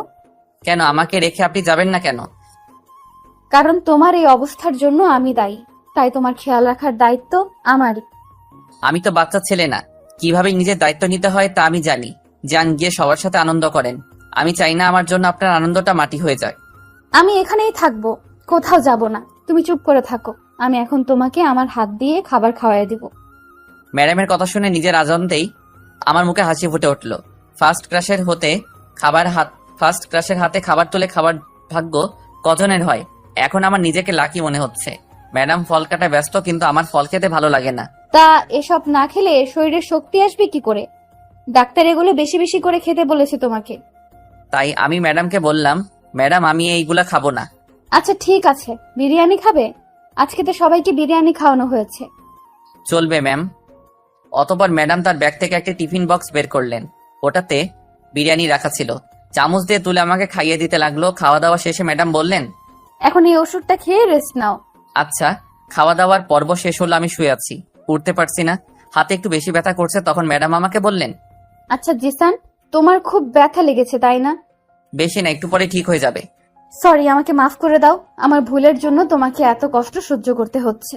আরে কিছু হবে না তো ম্যাডাম। আচ্ছা তুমি শুয়ে থাকো। তারপর আমি শুয়ে পড়লাম। কিছুক্ষণ পর আমার চোখ জোড়া বন্ধ হয়ে গেল। ঘুমিয়ে পড়লাম আমি। হঠাৎ কেমন জানি শরীরটা গরম গরম লাগছে। শরীরের ব্যথা পাওয়ার কারণে জ্বর জ্বর অনুভব হচ্ছে। বিড়বিড় করছি, এটা কি আবল তাবল বলছি নিজেও জানি না। ঝাপসা ঝাপসা চোখে দেখছি ম্যাডাম আমার কপালে জলপট্টি দিয়ে দিচ্ছে। তখন আমার কপালে একটু ঠান্ডা অনুভব হচ্ছিল, নিঃশ্বাস নিতে কষ্ট হচ্ছে। আমার ঘুমিয়ে গেলাম। আবার খুব সকালে সূর্যের আলো আমার মুখের উপর পড়তেই আমার ঘুমটা ভেঙে গেল। চোখ মেলে দেখি ম্যাডাম আমার বুকে মাথা রেখে ঘুমিয়ে আছেন। আমি আঁতকে উঠলাম, কারণ কেউ জানলে আমাদেরকে খারাপ ভাববে। তাই আমি ম্যাডামের মাথা বুকের উপর থেকে সরানোর চেষ্টা করতে লাগলাম, কিন্তু ম্যাডাম ঘুমের ঘোরে আরো শক্ত করে আমাকে জড়িয়ে ধরলেন। আমি উঠতে চেষ্টা করলাম, কিন্তু ম্যাডাম এমন ভাবে জড়িয়ে ধরেছে যে আমি কিছুতে উঠতে পারলাম না। শুয়ে রইলাম আমিও। এখন ম্যাডাম আমার বুকের মধ্যে শুয়ে আছে, আর আমার মনের মধ্যে একটা উত্তেজনা কাজ করছে। সেটা হচ্ছে ম্যাডামের নিকাব খুলে ম্যাডামের মুখটা দেখার উত্তেজনা। নিজের মনকে কোনোভাবে বোঝাতে পারছিলাম না, তাই সিদ্ধান্ত নিলাম ম্যাডামের চেহারাটা নিকাবটা একটু তুলে দেখার। তাই ধীরে ধীরে হাতটা ম্যাডামের মুখের কাপড়ের দিকে বাড়ালাম। প্রথমবার আর দ্বিতীয়বার সাহস পেলাম না, তাই হাতটা ফিরিয়ে নিলাম। তৃতীয়বার যখন ম্যাডামের মুখের কাপড়টা যেই প্রায় তুলবো, ঠিক তখনই ম্যাডাম লাফ দিয়ে উঠে বসলেন। আমি থ মেরে গেলাম। এখন কি করি? ম্যাডাম আমাকে আস্ত গিলে খাবে এখন। ম্যাডাম ওনার মুখের কাপড়টা ভালোভাবে বেঁধে নিলেন, কারণ আমি একটু এলোমেলো করে দিয়েছিলাম। তারপর ম্যাডাম বিছানা থেকে উঠে গেলেন। আশ্চর্যজনক ব্যাপার হলো ম্যাডাম আমাকে কিছুই বললেন না। আমি ম্যাডামের দিকে তাকিয়ে রইলাম অবাক হয়ে। পরে ম্যাডাম ওয়াশরুমে চলে গেলেন। ভাবছি ম্যাডাম আমাকে কিছুই বললো না কেন। কাল আমার জ্বর এসেছিল, ম্যাডাম সারা রাত আমার সেবা করেছেন, মাথায় জলপট্টি দিয়েছেন, কিন্তু কেন কেন এসব করছেন উনি? তাহলে কি উনিও আমাকে ভালোবাসে? যদি উনার মনে সত্যি আমার জন্য জায়গা হয়ে থাকে তাহলে যেভাবেই হোক, যে করেই হোক, জেনে তো নিব আমি। কিছুক্ষণ পর ম্যাডাম ফ্রেশ হয়ে বাইরে এলেন।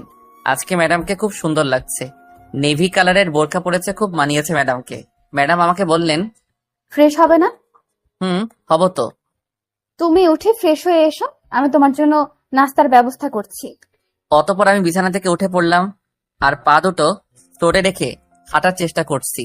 আর তখনই হোঁচট খেয়ে পড়ে গেলাম। ম্যাডাম আমার হাত ধরলেন আর বললেন, আমার কাছে হাতটা রেখে ওঠো আগে।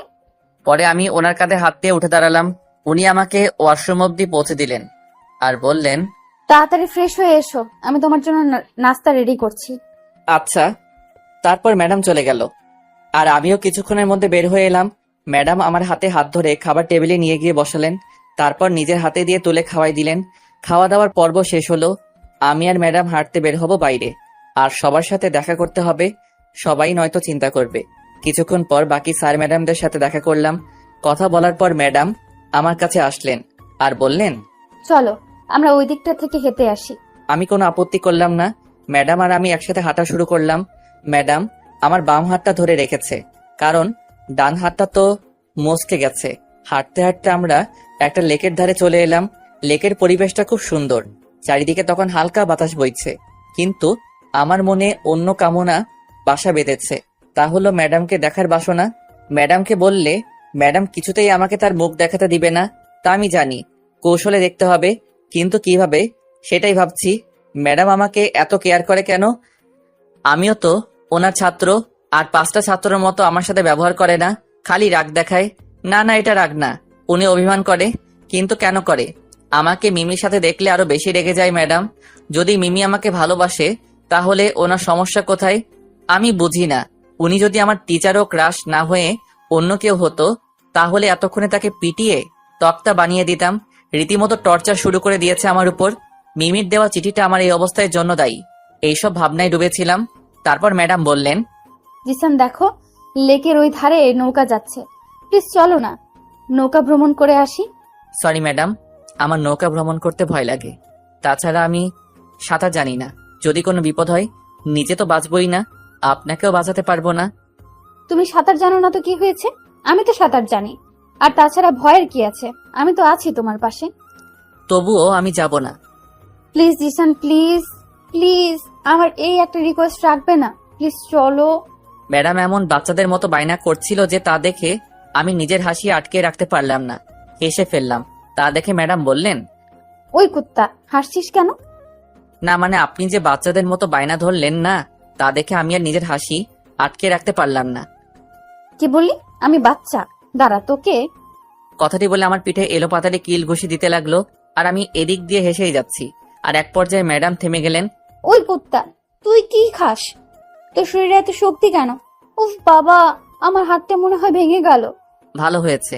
মারতে গেলেন কেন? আমি কি বলেছি আমাকে মারতে? আর এমনিতেও পুরুষ মানুষের শরীর রক্ত থাকে।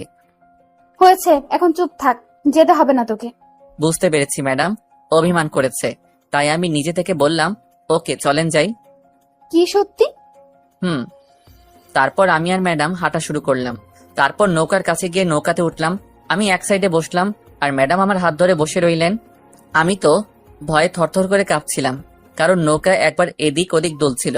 ভয়ে আমার শরীর থেকে ঘাম ছুটতে লাগলো। ম্যাডাম তা লক্ষ্য করে আমাকে বললেন, এই যে মিস্টার, ভয় পেও না, আমি তো আছি তোমার পাশে, নাকি? আর তুমি এত ঘামছো কেন? দেখি মুখটা, আমার দিকে তাকাও তো দেখি। তারপর ওনার দিকে তাকালাম, কিছু বললাম না। উনি আমার গালে হাত দিয়ে বললেন, ইস, কি অবস্থা হয়েছে তোমার, ওয়েট। তারপর উনি ওনার ব্যাগ থেকে একটা রুমাল বের করে আমার মুখ পুরোটা মুছে দিলেন। আমি শুধু অবাক দৃষ্টিতে ম্যাডামের দিকে তাকিয়েছিলাম, কিছু বলতে চেয়েও বলতে পারলাম না। বেশ অনেকক্ষণ নৌকা ভ্রমণ করে নৌকা থেকে দুজনে নামলাম। ম্যাডাম ওনার ঘড়ির দিকে তাকিয়ে বললেন, ইস, কত বেলা হয়ে গেছে, চলো তো, তোমাকে কিছু খেতে হবে, তারপর আবার তোমার ওষুধ খাওয়াতে হবে। ম্যাডামকে জিজ্ঞেস করলাম, ওষুধ কোথায় পাবো? কোথায় পাবো মানে? তোমার ওষুধ তো আগে থেকে কিনে রাখা হয়েছে, কেন তুমি জানো না? তা জানি, কিন্তু ওগুলো আমাকে কিভাবে খাওয়াবেন? ওগুলো তো হোটেলে রাখা আছে। থুর বোকা, আমি আসার সময় ওষুধগুলো আমার সাথে করে নিয়ে এসেছি। চলো তো, তার আগে তোমাকে কিছু খাওয়াতে হবে। আমি নীরবতা বজায় রেখে শুধু ভাবলাম, নিজের বউ থাকলেও এতটা কেয়ার করতো না যতটা না ম্যাডাম আমার কেয়ার করছে। তারপর ম্যাডাম আমাকে একটা রেস্টুরেন্টে নিয়ে গেলেন। রেস্টুরেন্টটা দেখতে খুব সুন্দর, একটা রুমের মতো বক্স বক্স করে সাজানো, যে কেউ যে কোনো একটা বুকিং করে নিতে পারবে। ম্যাডাম 3 নাম্বার বক্সটা বুকিং করলেন। 2টি সুন্দর সোফা আর একটি টেবিল সুন্দর করে গোছানো। আমি এরকম রেস্টুরেন্টে এর আগে কখনো দেখিনি। অতঃপর একজন ওয়েটার আসলো আর মেনু কার্ড দিয়ে বলল, কি খাবেন ম্যাডাম? ম্যাডাম মেনু কার্ডটা আমার দিকে এগিয়ে দিয়ে বললেন, এই নাও, অর্ডার করো, কি খাবে বলো। আপনি যা ভালো মনে করেন তাই অর্ডার করেন। তারপর ম্যাডাম কার্ড দেখে অর্ডার করলো আর ওয়েটার চলে গেল। এই নাও, পানি খাও। তারপর ম্যাডামের হাত থেকে পানির গ্লাসটা নিয়ে পানি খেলাম। তারপর বললাম, ম্যাডাম আপনি আমার এত কেয়ার করেন কেন? কারণ তোমার এই অবস্থার জন্য তো আমি দায়ী, তাই। কেন আপনি দায়ী কেন? এটা তো আমার ভুল, আমার উচিত ছিল একটু সাবধানে চলার। আপনি এটার জন্য নিজেকে দোষী করছেন কেন? ম্যাডাম কিছু বলতে যাবে তার আগে ওয়েটার খাবার নিয়ে হাজির। তারপর ওয়েটার খাবার সার্ভ করে চলে গেল। এখন আর কোনো কথা নয়, তুমি হা করো, আমি তোমাকে খাইয়ে দিচ্ছি। আপনি খাবেন না? আমার এখনো খিদে পায়নি, তা না হলে তোমাকে রেখে আমি সব খাবার খেয়ে ফেলতাম, বুঝেছো? এখন চুপ করে খাবারটা খাও। মাথা নাড়ালাম। তারপর ম্যাডাম আমাকে খুব যত্ন সহকারে খাবার খাইয়ে দিলেন। তারপর উনি আমার মুখ মুছে দিলেন। তারপর একটা একটা করে সব ওষুধ খাইয়ে দিলেন। কি করব বলেন, শত হলেও ম্যাডাম তো, তাই সব আদেশ মানতে বাধ্য। তারপর আমরা স্যারদের ওইখানে গেলাম। তারপর একটা চেয়ারে বসে পড়লাম। আমি একা বসে আছি আর ম্যাডাম স্যারদের সাথে কথা বলেছেন। হঠাৎ মিমি আমার সামনে এলো আর বলল, এখন কেমন আছো তুমি? আগের থেকে বেটার। এখানে একা একা বসে আছো কেন? চলো ওই দিকটা থেকে ঘুরে আসি। না মিমি, আমি যেতে পারবো না। ম্যাডাম জানতে পারলে খুব বকা দিবে। প্লিজ তুমি এখন থেকে চলে যাও। মিমি আমার কথা শুনে কান্না করে দিল। মুহূর্তে মিমির ফর্সা মুখখানা লাল হয়ে গেল, অজর ধারায় কাঁদছে। আমি আর বসে থাকতে পারলাম না, উঠে দাঁড়ালাম। আরে আরে তুমি কাঁদো কেন? এই প্রথম আমি কাউকে মন থেকে ভালোবেসেছি আর সে আমাকে ঘৃণা করে। ওকে যেতে হবে না, আমি আর কোনোদিনও তোমার সামনে আসবো না। তুমি ভালো থেকো। আমি বুঝতে পারলাম মিমির এই মুহূর্তে আবেগটা কাজ করছে, তাই ও এমনটা বলছে। ঠিক তখনই ও চলে যেতে ধরবে। আমি ওর হাতটা টেনে ধরে বললাম, বলো কোথায় যাবে? কোথাও যেতে হবে না তোমার। এখন যদি আমার সাথে ঘুরতে না যাও তাহলে তোমার সাথে আর কোনো দিনও কথা বলবো না আমি। আচ্ছা চলো ওই দিকটাতে যাই। তারপর মিমি আমার হাত ধরে একটা বাগানের ধারে নিয়ে এলো। বাগানের মাঝে একটা দোলনা ছিল আর তার পাশে একটা সুন্দর বাড়ি ছিল। মনে হয় বাগানটি এই বাড়ির মালিকের। তারপর মিমি আর আমি সেই দোলনাটায় বসলাম। মিমি আমার হাত ধরে বলল, আচ্ছা জিসান, তুমি কি আমাকে সত্যি পছন্দ করো না? আমি কি দেখতে এতটাই খারাপ? মিমির এই কথার জবাব দেওয়ার জন্য আমি মোটেও প্রস্তুত ছিলাম না। থতমত খেয়ে গেলাম, কি বলবো কিছু বুঝতে পারছি না। এখন উল্টাপাল্টা কিছু বললে কান্না শুরু করে দিবে। আর না, তুমি দেখতে খুব সুন্দর, তোমাকে অপছন্দ করার কোনো কারণ নেই। এসব তোমার ভুল ধারণা। তাহলে কেন তুমি আমাকে ভালোবাসতে ভয় পাও বলো? ওই ম্যাডামের জন্য? তুমি দেখো আমি আপুকে বলে ওই ম্যাডামকে স্কুল থেকে বের করার ব্যবস্থা করছি, তবুও তুমি আমাকে এইভাবে এড়িয়ে চলো না। আমার খুব কষ্ট হয়। না, তুমি ম্যাডামকে কিছু করবে না। আর তুমি এমনিতেও কিছু করতে গেলে আমার অনেক বড় ক্ষতি হয়ে যাবে। ওনার কাছে তোমার চিঠি আর কিস করার ভিডিও আছে, কেউ জানতে পারলে সর্বনাশ হয়ে যাবে। আচ্ছা কিছু করবো না। আর তুমি আমাকে এভাবে এড়িয়ে চলবে না বলো? তুমি আমাকে ভালোবাসবে। আসলে মিমি, আমি প্রেম ভালোবাসায় বিশ্বাসী নই। এগুলো আসলে টাইম পাস। মহান আল্লাহ যাকে আমার বউ বানাবে, আমার ভালোবাসা শুধু তার জন্যই থাকবে। মিমি মুখ ভেঙচি দিয়ে বলল, এই তো তোমার বউ তোমার সামনে বসে আছে, কই ভালোবাসো তো দেখি। তাই নাকি? এখন না, আগে বিয়ে হয়ে যাক তারপরে। আমি মনে মনে ভাবছি কোন দিকে যাব। আমার ওর সাথে কথা বলতে ভালো লাগে। আমি এই পিচ্চি মেয়েটির প্রতি ধীরে ধীরে আকৃষ্ট হয়ে পড়ছি। তার উপর আমার ক্রাশ, ম্যাডামের এত কেয়ার আমার প্রতি। আমি তো ম্যাডামের প্রতি ধীরে ধীরে দুর্বল হয়ে পড়ছি। হায় আল্লাহ, ভালোবাসার মানুষ দিলে, কিন্তু একসাথে দুটো কেন দিলে? দিলে এটাই দিতে, তাকে ভালোবেসে বিয়ে করতাম।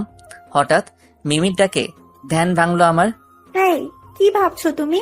কই কিছু না তো। আচ্ছা চলো বাড়ির ভেতরে যাই। অবাক হয়ে মিমির দিকে তাকিয়ে বললাম, বাড়ির ভিতরে কেন যাব? এটা তো অন্যের বাড়ি, আমরা এই বাড়িতে গিয়ে কি করব? মিমি একটা হাসি দিয়ে বলল, ধুর পাগল, এটা আমার আব্বুর বাড়ি, তার মানে এটা আমার বাড়ি, অন্যের বাড়ি হতে যাবে কেন? কি বলছো? এটা তোমাদের বাড়ি হলো কি করে? তোমরা তো ঢাকাতে থেকো। আসলে আমার আব্বু একজন ভ্রমণ রসিক মানুষ, উনি যেখানেই যান সেখানেই নিজের নামে একটি বাড়ি তৈরি করে আসেন, কারণ আব্বু পরে ঘুরতে এলে যেন হোটেলে থাকতে না হয়। বাহ, তোমার আব্বুর শখটা তো দারুণ। এখন চলো, বাড়ির ভেতরটা আরো বেশি সুন্দর করে সাজানো হয়েছে। আচ্ছা চলো। আমি আর মিমি যখন উঠে বাসার ভিতরে ঢুকবো তখন মিমি আমার হাত ধরে হাঁটা শুরু করলো। বেশ অবাক হয়ে তার দিকে তাকালাম। আমার তাকানো দেখে মিমি একটা মিষ্টি হাসি দিল। সাথে সাথে আমি মাথা ঘুরিয়ে নিলাম। মেয়েটা ছোট হলে কি হবে, ওর হাসিতে একটা জাদু আছে। এমনিতেও ছোট আর খাটো মেয়েরা কিউট হয় বেশি, আর বেশি চেদিও হয়। মিমি ঠিক তেমনই একটা মেয়ে। আমরা বাড়ির গেটের সামনে চলে এলাম। হঠাৎ পেছন থেকে পুলিশের গাড়ির আওয়াজ শোনা গেল। আমি আর মিমি থামলাম সেখানে। গাড়ি দুটি বাড়ির কিছু দূরে এসে থামলো। গাড়ি থেকে একটা অফিসার নামলেন। দেখতে বেশ একটা দানবের মতো। আমাদের দিকে আসতে লাগলো অফিসারটি। ভয়ে আমার পা থরথর করে কাঁপতে লাগলো। মনে হয় এই হালা আমাদের ধরতে আসছে আর টাকা চাইবে। টাকা দিতে না পারলে আমাদের থানায় নিয়ে যাবে। তখন লুঙ্গিতে যেমন জোরে বাতাস লাগলে পরনের লুঙ্গি উড়ে যায়, ঠিক তেমন আমারও আমার পরিবারের সম্মান উড়ে যাবে, ধুলোয় মিশে যাবে। যেটা ভয় পাচ্ছিলাম সেটাই হলো। পুলিশ অফিসারটা আমাদের সামনে এসে হাত করাটা দেখিয়ে বলল, you are under arrest mister Zishan Ahmed. ভয়ে আমার গলা শুকিয়ে গেল। ভয়ে বললাম, এসব কি বলছেন আপনি? আমাকে অ্যারেস্ট করবেন কোন অপরাধে? আমি কি অপরাধ করেছি? বিনা দোষে কাউকে অ্যারেস্ট করা তো অন্যায় স্যার। আর আমরা তো স্কুলে বন্ধু, এখানে একসাথে পিকনিক করতে এসেছি। প্লিজ স্যার, আমাদের অ্যারেস্ট করবেন না। আমি কোনো অন্যায় করিনি। তুমি অনেক বড় অন্যায় করেছো। তুমি আমার ভাগ্নিকে কাঁদিয়েছো, এর শাস্তি তোমাকে পেতেই হবে। চমকে গেলাম কিছুটা। ওনার কথা শুনে ভাবতে লাগলাম, ওনার ভাগ্নিটাই বা কে, আর আমি তাকে কখন কিভাবে কাঁদালাম। এর মধ্যেই মিমি বলে উঠল, মামা কি শুরু করেছো এসব? দেখো তোমার জন্য ছেলেটা কত ভয় পেয়েছে। মিমির কথা শুনে আরো বেশি চমকে গেলাম। বিস্ময়ের দৃষ্টিতে মিমির দিকে তাকিয়ে বললাম, উনি তোমার মামা? উনি হলেন আমার মামা, এই কোয়ার্টার থানার পুলিশ অফিসার। আমি এখানে আসবো বলে মামা আমার সাথে দেখা করার জন্য এসেছে, আর আমি তোমার সম্পর্কে মামাকে সব বলেছি। পুলিশালা কইতাছে, থুকু, এখন তো আঙ্কেল বলে ডাকতে হবে। আরে বাবা, ভয় পেয়েছো নাকি? ভয় পাওয়ার কিছু নেই। আমি আসলে সবার সাথে একটু মজা করে থাকি। জি বুঝলাম। এর মধ্যেই মিমি বলল, মামা আবার কখন আসবে? জানি না, যখন আসবো তখন ফোন দিয়ে জানিয়ে দেবো। আচ্ছা। তারপর অফিসারটি চলে গেলেন। আমি আর মিমি বাড়ির ভিতরে গেলাম। আমার হাতটা একটু ব্যথা ব্যথা লাগছে আর মাথাটাও কেমন জানি ঘুরছে। তাই আমি মিমিকে বললাম, মিমি চলো স্যারদের ওইখানে চলে যাই, আমার ভালো লাগছে না এখানে। কেন? তোমার আবার এখানে কি হলো? কিছু না, আমার শরীরটা কেমন জানি ব্যথা ব্যথা করছে আর আমার ওষুধ খাবারও সময় হয়ে গেছে, তাই যেতে হবে। আর একটু থাকো, ওখানে গেলে ম্যাডাম তোমার সাথে আমাকে কথা বলতে দেয় না, জানোই তো। অবশেষে মিমির জোরাজোরির কারণে ওর সাথে আরো কিছু সময় থাকার জন্য রাজি হলাম। তারপর বাসাটা ঘুরে দেখলাম অনেক সুন্দর। তারপর চলে এলাম স্যার ম্যাডামদের ওইখানে। আমাকে আর মিমিকে ম্যাডাম একসাথে দেখে ফেলেছে। আমি বেশ বুঝতে পারছি ম্যাডাম বেশ রেগে আছে। রাগের মাথায় যে কোনো কিছু করে ফেলতে পারে, তাই আমি সুযোগ বুঝে হোটেলে চলে এলাম। কিন্তু ধরা পড়ে গেলাম ম্যাডামের কাছে। আমি যখন হোটেলে আসছিলাম তখন ম্যাডাম আমার পিছু পিছু আসছিল। আমি রুমে ঢুকলাম আর কিছুক্ষণ পর কলিং বেলটা বাজাতে লাগলাম। আমি জানি এটা ম্যাডাম, তাই ভাবছি দরজাটা আজকে বন্ধ রাখবো, খুলবো না। ভিতরে এসে আমার ঘ্যানর করবে, কিন্তু ম্যাডাম এক নাগাড়ে বেল বাজিয়েই যাচ্ছেন, তাই বাধ্য হয়ে দরজাটা খুলে দিলাম। দরজা খোলার সাথে সাথেই উনি ভিতরে প্রবেশ করলেন আর দরজাটা লাগিয়ে দিলেন। ওনার চোখগুলো লাল বর্ণ ধারণ করেছে কিছুটা। আমি ম্যাডামকে জিজ্ঞেস করলাম, কি হয়েছে ম্যাডাম? ম্যাডাম আমার কলার টেনে ধরে বলল, ওই কি হয়েছে মানে? তোকে কতবার বলেছি তুমি ওই মেয়ের সাথে কথা বলবা না, তারপরেও ওর সাথে কেন গেলি? ম্যাডাম আমার কলার ধরায় আমার খুব খারাপ লাগলো। যে যাই করুক না কেন, কেউ যদি আমার কলার ধরে তো আমার মেজাজ ঠিক থাকে না। তাই ম্যাডামের কাছ থেকে এক ঝটকায় কলার ছাড়িয়ে নিলাম আর বললাম, আমি বললাম ইচ্ছে হয়েছে তাই গেছি, তাতে আপনার কি? আপনি বলার কে? আমি কার সাথে যাব বা না যাব? আমি কে মানে? তো সাহস তো কম না আমার সাথে এইভাবে কথা বলিস? দাঁড়া, আজকে তোর আব্বুকে সব বলে দেব। যান গিয়ে বলেন কি হবে আর, বড়জোর 2টো থাপ্পড় খেতে হবে আর স্কুলে আসা বন্ধ হয়ে যাবে, ভালোই হবে। অন্তত রোজ রোজ একটা জিনিস নিয়ে ভয় পেতে হবে না। শুধু ভদ্রতার খাতিরে এই কয়দিন আপনার কথা মতো চলেছি, তা না হলে আপনি কেন আপনার পুরো গোষ্ঠী মিলেও আমার কিছু করতে পারবে না। ম্যাডাম এবার চুপ করে গেলেন, চোখের কোণে পানি চিকচিক করছে, যে কোনো সময় সেগুলো ঝরে পড়তে পারে ম্যাডামের। ম্যাডাম মুখ ঘুরিয়ে নিজের চোখের জল মুছে নিলেন আর বললেন, আচ্ছা, তুই কি ওই মেয়েকে সত্যিই ভালোবাসিস? আমি মিমিকে ভালোবাসি আর মিমিও আমাকে ভালোবাসে, তাতে আপনার কোনো সমস্যা? আর আমি বুঝি না আপনি কেন আমার পিছু পড়ে আছেন। বুঝতে হবে না। ম্যাডাম কাঁপতে কাঁপতে রুম থেকে চলে গেল। ওনার কান্নার আওয়াজ আমার সকল রাগ ভাঙিয়ে দিল। না, ম্যাডামের সাথে আমার এইভাবে কথা বলা উচিত হয়নি, কিন্তু আমি বুঝতে পারি না ম্যাডাম এমন কেন। আমি তো মিমিকে ভালোবাসি না, আমি তো ওর সাথে কথাই বলতে যাই না, তারপরেও যে কেন রাগ করে, আর যত রাগ সব আমার উপর। তারপর আর কিছু না ভেবে ফ্রেশ হয়ে চলে এলাম। স্যার ম্যাডামদের ওইখানে সবাই খুব মজা করছে, কেউ গান বাজনা করছে তো কেউ খেলাধুলা করছে। পিকনিকটা সবাই উপভোগ করছে, শুধু আমি বাদে। মিমি দেখি গান গাইছে, আমাকে দেখে একটা মুচকি হাসি দিল।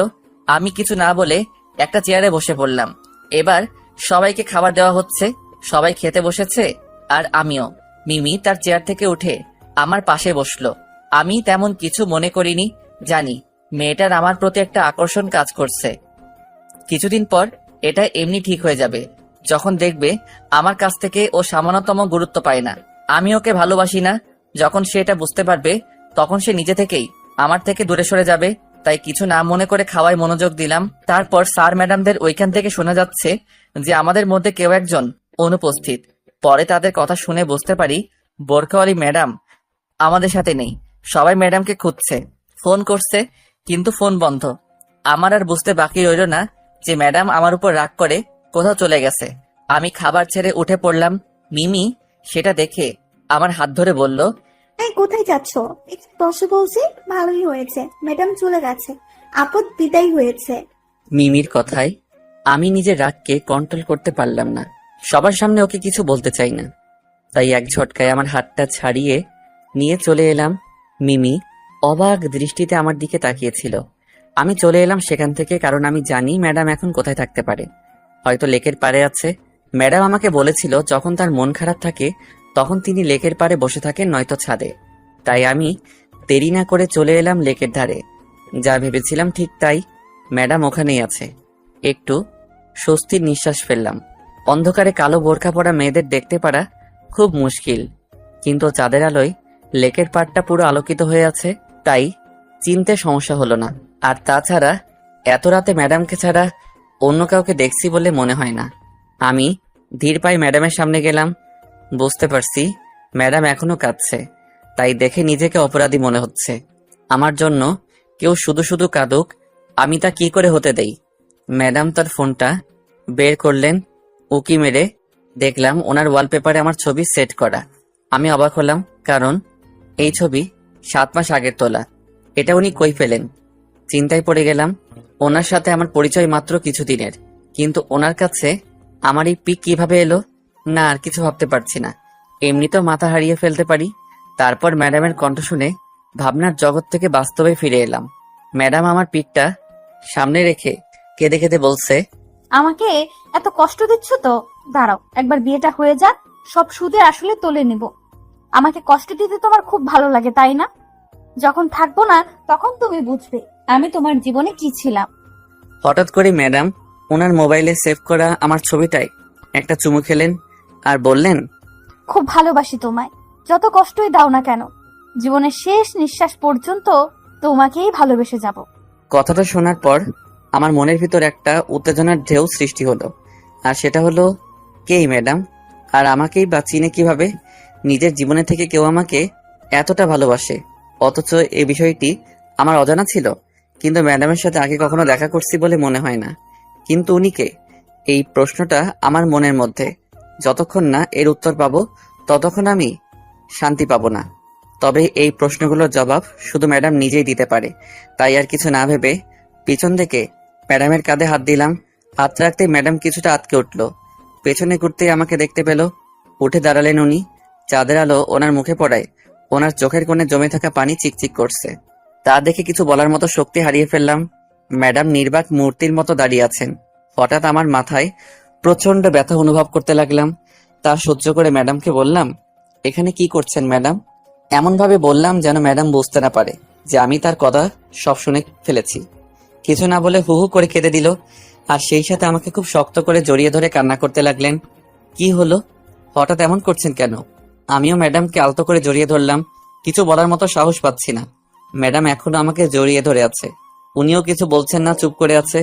কি করব আমি বুঝতে পারছি না। লেকের ধারে ঠান্ডা বাতাস বইতে লাগলো, এতে আমার শরীর আরো বেশি ঠান্ডা হয়ে গেল। এমনিতে আমার শরীরে জ্বরটা আরো বেশি হয়ে যাচ্ছে। ম্যাডামকে জড়িয়ে ধরার ফলে হাতেও ব্যথা লাগছে, কিন্তু কিছু বলতে পারছি না। শীতল বাতাস দুজন নরনারীর মনে এক অন্যরকম ভালোবাসা জাগ্রত করে তুলতেছে। ঠান্ডা বাতাসে আমিও আর নিজেকে সামলাতে পারলাম না, ম্যাডামকে খুব শক্ত করে জড়িয়ে ধরলাম। ম্যাডামও পরম সুখে আমার বুকে মাথা রেখে আমাকে জড়িয়ে ধরে আছে। দুজনের মাঝে নীরবতা বিরাজ করছে। আমি ধীরে ধীরে ওনার মাঝে আসক্ত হয়ে পড়ছিলাম। হঠাৎ আবার আমার মাথায় প্রচন্ড রকমের ব্যথা শুরু হলো। এবার আমি নিজেকে সামলাতে পারলাম না। নিজেকে ম্যাডামের বাহুডোর থেকে মুক্ত করে ধীরে ধীরে মাটিতে ঢলে পড়লাম। যখন মাটিতে পুরো শুয়ে পড়লাম তখন আমি সম্পূর্ণ জ্ঞান হারাইনি। ম্যাডামের কান্নার আওয়াজ আরো দ্বিগুণ বেড়ে গেল আর বলতে লাগলো, জিসান, এই জিসান, তোমার কি হয়েছে? কথা বলছো না কেন? কথা বলো প্লিজ। হু হু করে কেঁদে দিল ম্যাডাম। তারপর আমার আর কিছু মনে নেই, জ্ঞান হারিয়ে ফেললাম। যখন আমার জ্ঞান ফিরল তখন নিজেকে একটা হোটেলে আবিষ্কার করলাম। আশেপাশে কেউ নেই। দেয়াল ঘড়ির দিকে তাকালাম, দেখি 2টো বাজে। মাথায় এখন একটু চিনচিন ব্যথা অনুভব করছি। বিছানা থেকে উঠতে যাব তখনই মনে হলো কেউ আমার পা জড়িয়ে ধরে রেখেছে। আধা শোয়া হয়ে তাকিয়ে দেখি ম্যাডাম আমার পা জড়িয়ে ধরে ঘুমিয়ে আছেন। তা দেখে আমার মনে পড়লো কিছুক্ষণ আগের ঘটনা, যখন আমি জ্ঞান হারিয়েছিলাম। তখন ম্যাডাম খুব কষ্টে ছিলেন, হয়তো কাঁদতে কাঁদতে ঘুমিয়ে পড়েছেন। জানি না উনি কে, কি ওনার পরিচয়, আর উনি আমাকে এত ভালোবাসেন কেন। আর কিছু চিন্তা না করে আস্তে আস্তে নিজের পাটা ছাড়িয়ে নিলাম। তারপর আমি সোফায় গিয়ে বসে পড়লাম। খুব পানি তেষ্টা পেয়েছে, তাই উঠে পানি খেয়ে নিলাম। বাইরে হালকা মরুলয়ে বৃষ্টি পড়ছে। বাইরে বৃষ্টি পড়া দেখতেছি আর হাজারো চিন্তা করছি। হঠাৎ এমন মনে হলো যে কেউ আমাকে পিছন থেকে খুব শক্ত করে জড়িয়ে ধরেছে। কারো শরীরের গরম উত্তাপ আমার ঠান্ডা শরীর গরম করে দিচ্ছে। চমকে গেলাম যখন কেউ একজন বলল, কি হলো? বিছানা ছেড়ে উঠে পড়লে কেন? গলার শব্দ শুনে আমি বুঝে গেলাম এটা ম্যাম ছাড়া আর কেউ না। তাই আমি পিছনে ঘুরে ম্যাডামের চোখাচোখি হলাম। কেউ কারো চোখ সরাচ্ছি না, দুজন দুজনের দিকে অপলকভাবে তাকিয়ে আছি। ম্যাডাম তার চোখের ইশারায় কিছু বোঝাতে চায়, কিছু বুঝতে পারছি না। ওনার চোখে এত মায়া যে চোখে চোখ রাখলেই সব ভুলে যাই। হঠাৎ খুব জোরে একটা বিদ্যুৎ চমকালো, সাথে সাথে ম্যাডাম আমাকে খুব জোরে জড়িয়ে ধরলেন। এত শক্ত করে জড়িয়ে ধরেছিলেন যে আমার নিঃশ্বাস নিতেও কষ্ট হচ্ছিল, কিন্তু আমি পারিনি ম্যাডামের বাহুবন্ধন থেকে নিজেকে ছাড়িয়ে নিতে। আমার বুকের মাঝে মুখ লুকিয়ে আছেন। জানি না ওনার মনের মধ্যে কি চলছে, কিন্তু বেশিক্ষণ এভাবে থাকলে আমি নিজেকে কন্ট্রোল করতে পারবো না।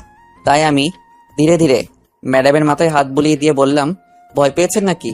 এবার ম্যাডাম নীরবতা ভেঙে বললেন, দুনিয়ার সব ভয়কে জয় করতে পারবো যদি এই বুকে আমার সারা জীবন ঠাঁই হয়। জড়িয়ে ধরে বললেন। আমি ওনার কথা শুনে থতমত খেয়ে গেলাম।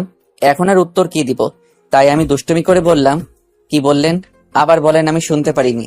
এবার উনি নিজে থেকে আমাকে ছেড়ে দিলেন আর লজ্জা পেয়ে দৌড়ে গিয়ে বিছানার অন্যদিকে দেওয়ালের দিকে মুখ লুকিয়ে দাঁড়িয়ে রইলেন। আমি শুধু ওনার কাণ্ড দেখছি। একে তো বৃষ্টির রাত, তার উপর সাথে এমন লজ্জাবতী ম্যাডাম। ওনাকে দেখে আমার মনের ভিতর এক রোমান্টিক ঝড় বইতে শুরু করলো। আমি পুরোপুরিভাবে দুর্বল হয়ে পড়েছি। আমি কখন কিভাবে দুর্বল হয়ে পড়লাম ম্যাডামের প্রতি তা আমার অজানা। আমি আর মাথা খাটালাম না, সোফায় গিয়ে বসে পড়লাম। আর একটু আগে ম্যাডাম আমাকে যেভাবে বাচ্চাদের মতো করে জড়িয়ে ধরেছিল তা ভেবে অজান্তেই নিজের ঠোঁটের কোণে এক চিলতে হাসি ফুটে উঠল। এমন সময় ম্যাডাম আমার সামনে এসে দাঁড়ালেন আর মিষ্টি করে বললেন, এভাবে মুখ লুকিয়ে হাসছো কেন? কোথায় হাসলাম? আমি তো কিছু বলার আগে ম্যাডাম আমাকে ধমক দিয়ে বললেন, চুপ লুচ্চা ছেলে কথাকার, বেশি কথা বললে কিন্তু মারতে মারতে সোজা করে দেব। কিছুটা চমকে গেলাম। সোফা থেকে উঠে বললাম, কি করলাম ম্যাডাম? আপনি তো আমাকে জড়িয়ে ধরলেন। ওই চুপ, বেশি কথা বলবে না কিন্তু, বলে দিলাম। আমি চুপ মেরে গেলাম। আমি বুঝতে পারি না ম্যাডামের রহস্যটা কি। আজব ম্যাডাম একটা, কখনো তুই তোকারি করে বলে, আবার কখনো আমি তুমি, না জানি কখন আবার আপনি করে বলে, আল্লাহ জানে। এমন সময় ম্যাডাম আমার হাত ধরে বললেন, শরীর তো জ্বরে পুড়ে যাচ্ছে, আর এত রাতে মেডিসিন পাবো না। কিছু লাগবে না ম্যাডাম, এমনি ঠিক হয়ে যাবে। কিছু লাগবে না তোমাকে কে বললো? হ্যাঁ, বেশি কথা বলো কেন? চুপচাপ থাকবে। ওকে। এরপর ম্যাডাম আমার হাত ধরে নিয়ে গেলেন বিছানার সামনে। এখানে শুয়ে পড়ো তো, আমি তোমার মাথায় জলপট্টি দিয়ে দিচ্ছি। না ম্যাডাম, কিছু করা লাগবে না। চুপ, যা বলছি তাই করো। চুপচাপ এখানে শো বলছি। কি আর করার, ওনার কথা মতো শুয়ে পড়লাম। উনি আমার মাথায় জলপট্টি দিয়ে দিচ্ছেন। খুব ভালো লাগছিল তখন। এভাবে বেশ কিছুক্ষণ যেতেই আমি হারিয়ে গেলাম ঘুমের দেশে। সকালে মিষ্টি রোদে জানালা দিয়ে আমার মুখে এসে পড়তেই আমার ঘুমটা ভেঙে গেল। তারপর যা দেখলাম তার জন্য আমি মোটেও প্রস্তুত ছিলাম না। ঘুম ভাঙতেই বুকের উপর কিছুটা চাপ অনুভব করলাম। চেয়ে দেখি ম্যাডাম আমার বুকের উপর শুয়ে আছেন। অবাক হয়ে ওনার দিকে তাকিয়ে রইলাম। উনি কখন আমার বুকের উপর শুলেন আমি বুঝতেই পারিনি। ম্যাডাম গভীর ঘুমে আছে। কি করব বুঝতে পারছি না। হালকা একটু নড়ে কোনো মতে ম্যাডামকে শুইয়ে দিলাম পাশের বালিশে। সাথে সাথে আমি উঠে পড়লাম বিছানা থেকে। তারপর একটু ফ্রেশ হয়ে নিলাম। এখন শরীরে একটু জ্বর নেই। রাতে ম্যাডাম খুব ভালো জলপট্টি লাগিয়েছেন। জ্বর সব উধাও হয়ে গেছে। ফ্রেশ হয়ে বেরিয়ে দেখি ম্যাডাম বিছানায় নেই। চমকে গেলাম কিছুটা। কোথায় গেলেন উনি? হঠাৎ কিচেনের দিকে চোখ পড়তে দেখি একটা আকাশি রঙের বোরখা আর সাদা রঙের হিজাব পরা কেউ সেখানে দাঁড়িয়ে আছে। বুঝতে পারলাম ওটাই ম্যাডাম। তাই ওনার সামনে গেলাম। ওনার সামনে গিয়ে দাঁড়াতেই ম্যাডাম বললেন, তুমি উঠে পড়েছো? আমাকে একটু ডাকবা না? কেন? কেন মানে? নাস্তা তৈরি করতে হবে না? ও এখন তুমি যাও, টেবিলে গিয়ে বসো, আমি তোমার জন্য খাবার রেডি করে আনছি। আমি কিছু না বলে মাথা ঝুঁকিয়ে চলে গেলাম। গিয়ে টেবিলে বসে পড়লাম। ম্যাডাম খাবার নিয়ে এসে আমার পাশে চেয়ার টেনে বসে পড়লেন আর আচমকা আমার কপালে হাত দিলেন আর বললেন, দেখি দেখি জ্বর আর আছে কিনা। না আর নেই। এখন শরীর কেমন লাগছে? খুব ভালো। তারপর ম্যাডাম নিজ হাতে আমাকে খাইয়ে দিল, কারণ আমার হাতে ব্যান্ডেজ। তারপর খাওয়া দাওয়া শেষে ম্যাডাম আমাকে বললেন, এই শোনো, আজকে তোমার জন্য একটা সারপ্রাইজ আছে। আজকে সারা দিন তুমি আমার সাথে থাকো, কোথাও যাবে না বলে দিলাম। সারপ্রাইজ কি? সেটা পরেই জানতে পারবে। আর আজকে তোমাকে ডাক্তারের কাছে নিয়ে যেতে হবে, বুঝেছো? তারপর আর কোনো কথা বললাম না। তারপর আমি আর ম্যাডাম স্যারদের ওইখানে গেলাম। গিয়ে দেখি সবাই নাস্তা করছে। যতটুকু জানতে পারলাম আজকে নাকি এখানে শেষ দিন। আগামীকাল সবাই চলে যাব এখান থেকে। যাক, ভালোই হবে, কারণ এই পিকনিকটা আমার জন্য তেমন একটা আনন্দের হলো না। কিছুক্ষণ পর মিমি আমার সামনে এসে দাঁড়ালো। আজকে মিমির চেহারায় অন্যরকম একটা আনন্দের ছাপ দেখা যাচ্ছে, কিন্তু কেন তা আমার অজানা। আর মিমি হেসে এসে আমাকে জিজ্ঞেস করলো, এই তুমি ব্রেকফাস্ট করছো? এইমাত্র করে এলাম। ভালো করছো। আচ্ছা, আমরা যে কালকে এখান থেকে চলে যাচ্ছি, তুমি কি তা জানো? হ্যাঁ, এই সবে মাত্র জানতে পারলাম। ভালো, আমি তোমার জন্য সারপ্রাইজ গিফট রাখছি। চুপ করে রইলাম। ভাবছি আজকে কি কোনো স্পেশাল দিন না নাকি, যার সাথে কথা বলছে সে আমার জন্য সারপ্রাইজ রাখে। এমন সময় মিমি বলল, এই কি হলো, কি ভাবছো? কিছু না। কি সারপ্রাইজ সেটা দেখাও তো। সেটা এখানে নয়, ঢাকাতে গিয়ে দেব। ও আচ্ছা। আর কথা বাড়ালাম না, কারণ মিমির সাথে কথা বললে অন্যরকম একটা ফিলিংস জাগে। পিচ্চি মেয়েটি কবে জানি আমাকে তার ফাঁদে ফেলে কে জানে। হঠাৎ কে জানি আমার বাম হাতটা ধরে ঘুরিয়ে আমাকে ঠাস করে একটা চড় মারলো। খুব জোরেই চড়টা মেরেছে। চিনচিন ব্যথা করছে। সামনের দিকে তাকিয়ে দেখি ম্যাডাম রাগী লুক নিয়ে তাকিয়ে আছেন। এখন আমি বুঝতে পেরেছি ম্যাডাম আমাকে এত কেন মারে। মিমির সাথে কথা বললে ওনার ভয় হয়। যদি আমি মিমির প্রেমে পড়ে যাই, এই ভয়ের জন্যই বুঝি ম্যাডাম আমাকে মিমির সাথে কথা বলতে বারবার বাধা দেয়। আমি মিমির দিকে তাকিয়ে দেখি সে মাথা নিচু করে আছে। ম্যাডামের চোখে চোখ পড়তেই আমি মাথা নামিয়ে ফেলি, কারণ উনি খুব রেগে আছে। তা আমি দেখলেই বুঝতে পারি এখানে বেশিক্ষণ থাকলে মান সম্মান নিয়ে টানাটানি পড়তে পারে। তাই আমি ম্যাডামকে কিছু বলতে যাচ্ছিলাম, তার আগে ম্যাডাম আমার হাত ধরে বলল, চলো। আমি ভয়ে ভয়ে বললাম, কোথায়? ম্যাডাম কিছু না বলে আমার দিকে তাকিয়েছিলেন। এতেই আমার ভয়ে জান যায় যায় অবস্থা।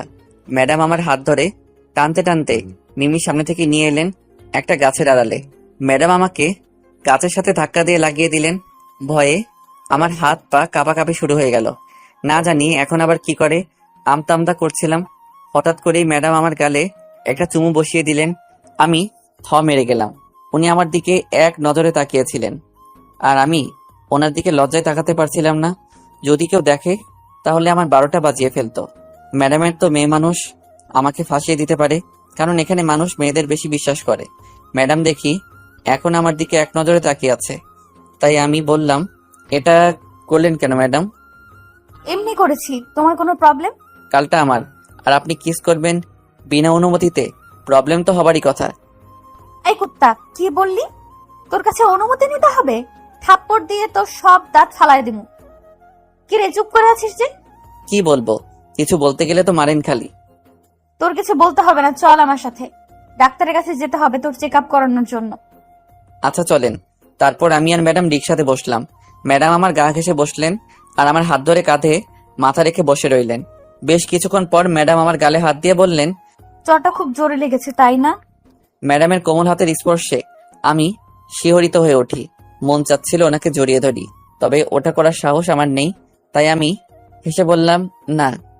আসলে আমি রাগের মাথায় কখন কি করে বসি নিজেও জানি না। প্লিজ তুমি রাগ করো না। চর দেওয়াতে আমি কোনো কষ্ট পাইনি। কষ্ট তো একটাই যে আমি কোনো দিনও বিয়ে করতে পারবো না। মানে কি বলছো এসব? মানে এক গেলে চুমু খেলে বিয়ে হয় না? আপনার জন্য কি আমার কোনোদিনও বিয়ে হবে না? আরে না, এইসব কথা সব গুজব। তোমার বিয়ে হবে বলতে গিয়েও থেমে গেলেন। তাই আমি আগ্রহ নিয়ে জিজ্ঞেস করলাম, কি আপনি কি বলতে গিয়ে থেমে গেলেন কেন? কিছু না, চুপ। আমি রাগ দেখে মুখ অন্য পাশে ঘুরিয়ে নিলাম। ম্যাডাম তা দেখে আমার অন্য গালেও একটা চুমু খেলেন। এটা দেখে আমি চোখ বড় বড় করে তাকিয়ে রইলাম। এটা কি করলেন আপনি? তুই যে বললি এক গালে চুমু দিলে বিয়ে হয় না, তাহলে ওটাতেও দিলাম। কেউ এভাবে দেয়? তো কিভাবে দেয় শুনি? আমি যেভাবে পারি সেভাবেই দিব। আমি শিখিয়ে দেই। এক লাথি দিয়ে রিক্সা থেকে ফেলে দেবো বলে দিলাম। আমি আর কিছু বললাম না। একটু পর রিক্সা থেকে নেমে ডাক্তারের কাছে গেলাম। ডাক্তার আমার হাতের ব্যান্ডেজ খুলে দিয়েছে, আর আমার নাকি কোনো প্রবলেম হবে না। আমি আগের মতো সবকিছু করতে পারবো। তারপর ডাক্তারের ওখান থেকে বেরিয়ে ফুটপাত দিয়ে হাঁটছি। আমি ম্যাডামকে জিজ্ঞেস করলাম, এবার কোথায় যাবেন? আমার এক বান্ধবীর বাসায়। আমি কোনো আপত্তি করলাম না। তারপর ম্যাডাম আর আমি নানান বিষয় নিয়ে কথা বলছি। আমরা কিছুখানি পরে একটা বাড়ির সামনে এসে দাঁড়ালাম। বাড়িটা খুব সুন্দর ও বড় বটে, একটা বিদেশি রিসোর্টের মতো। আমি ম্যাডামকে বললাম, আপনি তো বলেছেন আমাকে সারপ্রাইজ দিবেন, তাহলে এটাই আপনার সারপ্রাইজ? দূর বোকা, এটা তো আমার বান্ধবীর বাড়ি, সারপ্রাইজ তাকে রাতে দিব। ও আচ্ছা। চলো ভেতরে যাই। তারপর ভিতরে চলে গেলাম। ভিতরে গিয়ে আমার তো টাস্কি খাওয়ার মতো অবস্থা। এখানে এত ছেলে আর মেয়ে কি করছে? সবার পরনে শার্ট আর প্যান্ট, কেউ কেউ দামি দামি কোট পরেছে, সবার হাতে জুস আর আজে বাজে পানীয় জিনিস। তা সাধারণত আজকালকার ছেলেদের হাতে নাইট ক্লাবে দেখা যায়। হঠাৎ করে একটি মেয়ে আমাদের দিকে দৌড়ে আসছে। পরনে তার গোলাপি রঙের লেহেঙ্গা, দেখতে রাজকন্যার মতো। সে আমাদের সামনে আসলো আর আমার গাল টেনে ধরে বলল, ওয়াও সুইট তুলা ভাই। কথাটা শোনার পর সাথে সাথে চমকে উঠলাম। আকাশ থেকে পড়লাম মনে হয়। অবাক দৃষ্টিতে তার দিকে তাকিয়ে রইলাম। কি বলছে মেয়েটা? আমি নাকি তার দুলাভাই? মনে হয় মেয়েটির মাথায় সমস্যা আছে। ম্যাডামের দিকে একটু তাকিয়ে বুঝতে পারলাম ম্যাডাম মেয়েটাকে চোখের ইশারায় কি জানি বলছে। কিছু বুঝতে পারলাম না। তার আগে মেয়েটি আবার বলল, আপু তুই ছেলেটাকে কোথায় পেলি রে? ইস, তোর আগে যদি আমার সাথে দেখা হতো তাহলে আমি নিজেই লাইন মারতাম। ইস, কি সুট দেখতে রে। কথাটা শুনে বুঝতে পারলাম ম্যাডামের ছোট বোন হয়তো। ছোট হলে কি হবে, একেবারে পাকা বুড়ি একটা। নিজেকে কেমন জানি হিরো হিরো মনে হতে লাগলো। এই প্রথম কোনো মেয়ে আমাকে সুইট বলল। জানি না সত্যি কথা বলছে নাকি পাম মারছে। এসব ভেবে নিজের অজান্তেই আমার মুখে হাসি ফুটে উঠল। হাসি থামিয়ে যেই মেয়েটিকে কিছু বলতে যাব ঠিক তখনই মাঝখান থেকে ম্যাডাম বললেন, তুই চুপ থাকবি, বেশি পাকা হয়ে গেছিস তাই না? দাঁড়া, তোর আপুর কাছে নালিশ করব তোর নামে। কোথায় তোর আপু? ওকে দেখতে পাচ্ছি না যে। আপু এখনো রুমে আছে, রেডি হচ্ছে, যাও সেখানে। আমি ততক্ষণে দুলাভাইয়ের সাথে আলাপ করি। আচ্ছা কর। জিসান আসো, ভেতরে আসো। মাথা নাড়ালাম। কি হচ্ছে এসব আমার সাথে? আমি কিছুই বুঝতে পারছি না। তার মধ্যে মেয়েটি আবার বলল, আসেন দুলাভাই আসেন, ভেতরে আসেন। কথাটা বলতে বলতে আমার হাত ধরে বসলো। আমি কিছু বললাম না, পিচি মেয়ে তো তাই। ম্যাডামকে দেখলাম সিঁড়ি বেয়ে উপরে যেতে যেতে যেতে বেশ কয়েকবার আমার দিকে তাকাচ্ছিল, কিন্তু আমি তেমন ঠিকভাবে তাকাইনি। অতঃপর মেয়েটি আমাকে একটি সোফা এনে বসালো আর বক বক করতে লাগলো। আমি এখনো বুঝে উঠতে পারলাম না মেয়েটি ম্যাডামের কি হয়। এমন সময় মেয়েটি বলল, আচ্ছা দুলাভাই, আপুর সাথে তোমার কোথায় দেখা হয়েছিল আর কিভাবে পরিচয় হয়েছিল বলো না প্লিজ প্লিজ। কথাটা শুনে হেসে উঠলাম। আমি তো ম্যাডামকে ঠিক করে দেখতেই পারলাম না, তো কিভাবে বলবো। তাই আমি তাকে বললাম, তোমার আপুর সাথে আমার প্রথম দেখা হয় স্কুলে, আর সেখান থেকে পরিচয়। তার মানে ছোটকাল থেকে তোমাদের এসব চলছে? এসব মানে? এই যে লুকিয়ে লুকিয়ে সবার চোখ ফাঁকি দিয়ে লুতুপুতু প্রেম করছো? আমি বুঝতে পারলাম মেয়েটি একটু বেশি বোঝে, তাই মাথা নাড়িয়ে হ্যাঁ বললাম। কথা বলতে বলতে জানতে পারলাম ম্যাডাম ওর বোনের খুব ভালো বন্ধু, আর আজকেই ওর আপুর জন্মদিন, তাই বাড়িতে এত মানুষ। কিছুক্ষণ পর ম্যাডাম এলেন, সাথে একটা মেয়েও আছে। মেয়েটি সাদা ড্রেস পরেছিল, দেখতে একদম সাদা পরীর মতো। দেখতে দেখতে সন্ধ্যা ঘনিয়ে এলো। তারপর কেক কাটা হলো। ম্যাডাম তার বান্ধবীর সাথে কথা বলছে। আমি জানি না ওরা কি বলছে, আমি ওদের থেকে দূরে দাঁড়িয়েছিলাম, তাই ওদের কথা শুনতে পাইনি। অবশেষে ম্যাডাম ও তার বান্ধবী আমার সামনে এলো। মেয়েটির চোখে মুখে কেমন একটা আপসেট আপসেট ভাব দেখা যাচ্ছে। বুঝতে পারলাম ম্যাডাম এখন চলে যাবে, তাই ম্যাডামের বান্ধবীর নাম রিয়া। রিয়া আমাকে বলল, এই যে মিস্টার জিশান সাহেব, আমার বান্ধবী কিন্তু আপনাকে চোখে হারায়। ওকে একদম কষ্ট দিবেন না। যদি কখনো শুনে ওকে কষ্ট দিয়েছেন তো আপনার কপালে খারাপই আছে, এই বললাম। আমি মাথা নাড়িয়ে হ্যাঁ বললাম, কারণ আমিও যে ম্যাডামকে ভালোবেসে ফেলেছি, আর আমি জানি ম্যাডামও আমাকে ভালোবাসে, তাই আমাকে অন্য মেয়েদের সাথে কথা বললে সহ্য করতে পারে না। তারপর ম্যাডাম আর আমি বিদায় নিলাম সেখান থেকে। ম্যাডাম কিছুটা চুপচাপ রয়েছেন, হয়তো এতদিন পর ওর বান্ধবীর সাথে দেখা হলো, আর ছেড়ে যেতে একটু কষ্ট তো হবেই। ম্যাডামের এই নীরবতা আমি একদম সহ্য করতে পারছিলাম না, তাই ম্যাডামকে খুশি করার জন্য কথা বলতে লাগলাম। আচ্ছা ম্যাডাম, এখন আমরা কোথায় যাচ্ছি? নদীর পাড়ে। কেন ম্যাডাম, সেখানে গিয়ে কি করবেন? আচ্ছা যাই, তারপর দেখতে পাবে। আর জানো, রিয়া আর আমি দুজন নদীর পাড়ে খুব ঘোরাঘুরি করতাম। আজ 3 মাস পর রিয়ার সাথে দেখা। আমি বুঝতে পারলাম ম্যাডামের মনের অবস্থা ভালো নয়, হয়তো নদীর পাড়ে গেলে মন ভালো হবে। হঠাৎ করে মনে পড়লো ম্যাডাম সেই সারপ্রাইজের কথা, কিন্তু কখন দেবেন? ম্যাডাম কি ওনার সারপ্রাইজটার কথা ভুলে গেছেন নাকি? ওনাকে কি মনে করিয়ে দিব কথাটা? না না, এখন না। তাই চুপচাপ ওনার পাশে হাঁটতে লাগলাম। কিছুক্ষণ পরে খুব বড় সুন্দর নদীর পাড়ে এলাম। নদীর পানিতে চাঁদের আলো পড়ে ছলছল করছে। তারপর আমি আর ম্যাডাম নদীর পাশে বসে পড়লাম। ম্যাডাম আমার কাছে মাথা দিয়ে বসে রইলেন। হালকা মৃদু বাতাসে দুজনের মনের মধ্যে উত্থাল পাতাল ঢেউ উঠছে, তাই আমি ম্যাডামের হাতটা শক্ত করে ধরলাম। হয়তো ম্যাডাম বুঝতে পেরেছে আমিও তাকে ভালোবাসি, কিন্তু কেউ কাউকে বলতে পারছি না। কিন্তু আর যাই হোক, আমি আমার মনের কথা ম্যাডামকে কোনোদিনও খুলে বলবো না। উনি যদি নিজে থেকে বুঝতে পারে তাহলে ভালো, না হলে সম্পর্কটা অপ্রকাশিত রয়ে যাবে। হ্যাঁ, আমি রিয়েল লাইফেও এমন কাউকে আমার মনের কথা খুলে বলতে পারি না, আর সেদিন দুজন দুদিকে রব, কিন্তু এমনটা আমি মন থেকে কোনোদিনও চাইবো না। কিছুক্ষণ পর ম্যাডামের গলার আওয়াজ শুনে বাস্তবে ফিরলাম। আচ্ছা জিসান, যদি সময়টা এখানে থমকে যেত তাহলে কত ভালো হতো, তাই না? খুব সুন্দর মুহূর্ত, যে আমি কখনো ভুলতে পারবো না। আমাকে তো একদিন ঠিকই ভুলে যাবে। কেন ম্যাডাম, এমনটা কেন বললেন? পারে, আমি তোমার কে হই যে তুমি আমাকে মনে রাখবে? এত মায়াবী অভিমান ও আবেগ আদর মিশ্রিত কণ্ঠে কথাগুলো বলতেছে যে আমার হৃদয় ভেঙে চুরে একাকার হয়ে যাচ্ছে। আমার কান্না চলে আসতেছে। মনের মানুষ মনেই থাকে, তাকে কখনো ভোলা যায় না। মানে? কিছু না। বুঝিয়ে বলো। আপনি তো আর অবুঝ নন যে বলে বোঝাতে হবে। প্লিজ জিসান, বুঝিয়ে বলো। আমি আর পারছি না এই দূরত্ব সহ্য করতে। দূরত্ব যদি সহ্য করতে না পারেন তাহলে কাছে যাওয়ার চেষ্টা করেন। হয়তো সেই মানুষটা আপনাকে কাছে চায়, নিজের করে পেতে চায়। কিন্তু আমি বুঝবো কিভাবে সেই মানুষটা সত্যিই আমাকে চায়? মনের কথাটা একবার খুলে বলে দেখতেই পারেন। যদি সে রাজি না হয়? হতেও পারে, বলে দেখেন না একবার। তাই? আচ্ছা ওয়েট। এই কথা বলে ম্যাডাম ওনার ব্যাগ থেকে একটা ছোট্ট বক্স বের করলেন, খুব সুন্দর করে প্যাক করা। উনি সেটা আমার হাতে ধরিয়ে দিল। আমি অবাক হয়ে তার দিকে তাকিয়ে রইলাম। এখন হয়তো ম্যাডাম ওনার মনের কথা বলতে চায়, কিন্তু সেই কথা না বলে বক্স ধরিয়ে দিল। তাই ম্যাডামকে জিজ্ঞেস করলাম, এটা কি? এটা কি হলো? আমার সুখ ও দুঃখের চাবিকাঠি। মানে এটার উপর নির্ভর করছে সে কি আমাকে গ্রহণ করবে নাকি দূরে ঠেলে দিবে। ও আচ্ছা, এটা কি আমি খুলতে পারি? সেটা তোমার ইচ্ছা। তারপর আর কিছু না বলে বক্সটা খুললাম। তার মধ্যে সবার উপরে ছোট্ট একটা কার্ড রয়েছে। কার্ডটা আগে নিলাম। তার মধ্যে খুব সুন্দর করে লেখা রয়েছে, আই লাভ ইউ। সাথে সাথে ম্যাডামের দিকে তাকালাম। ম্যাডাম সাথে সাথে লজ্জায় মুখ অন্যদিকে ঘুরালো। ম্যাডামের এই লজ্জা মাখা মুখ দেখার জন্য আমার মন খুব উতলা হয়ে রয়েছে। জানি না কবে সেই সৌভাগ্য হবে আমার, কিন্তু খুব তাড়াতাড়ি সেটা হবে।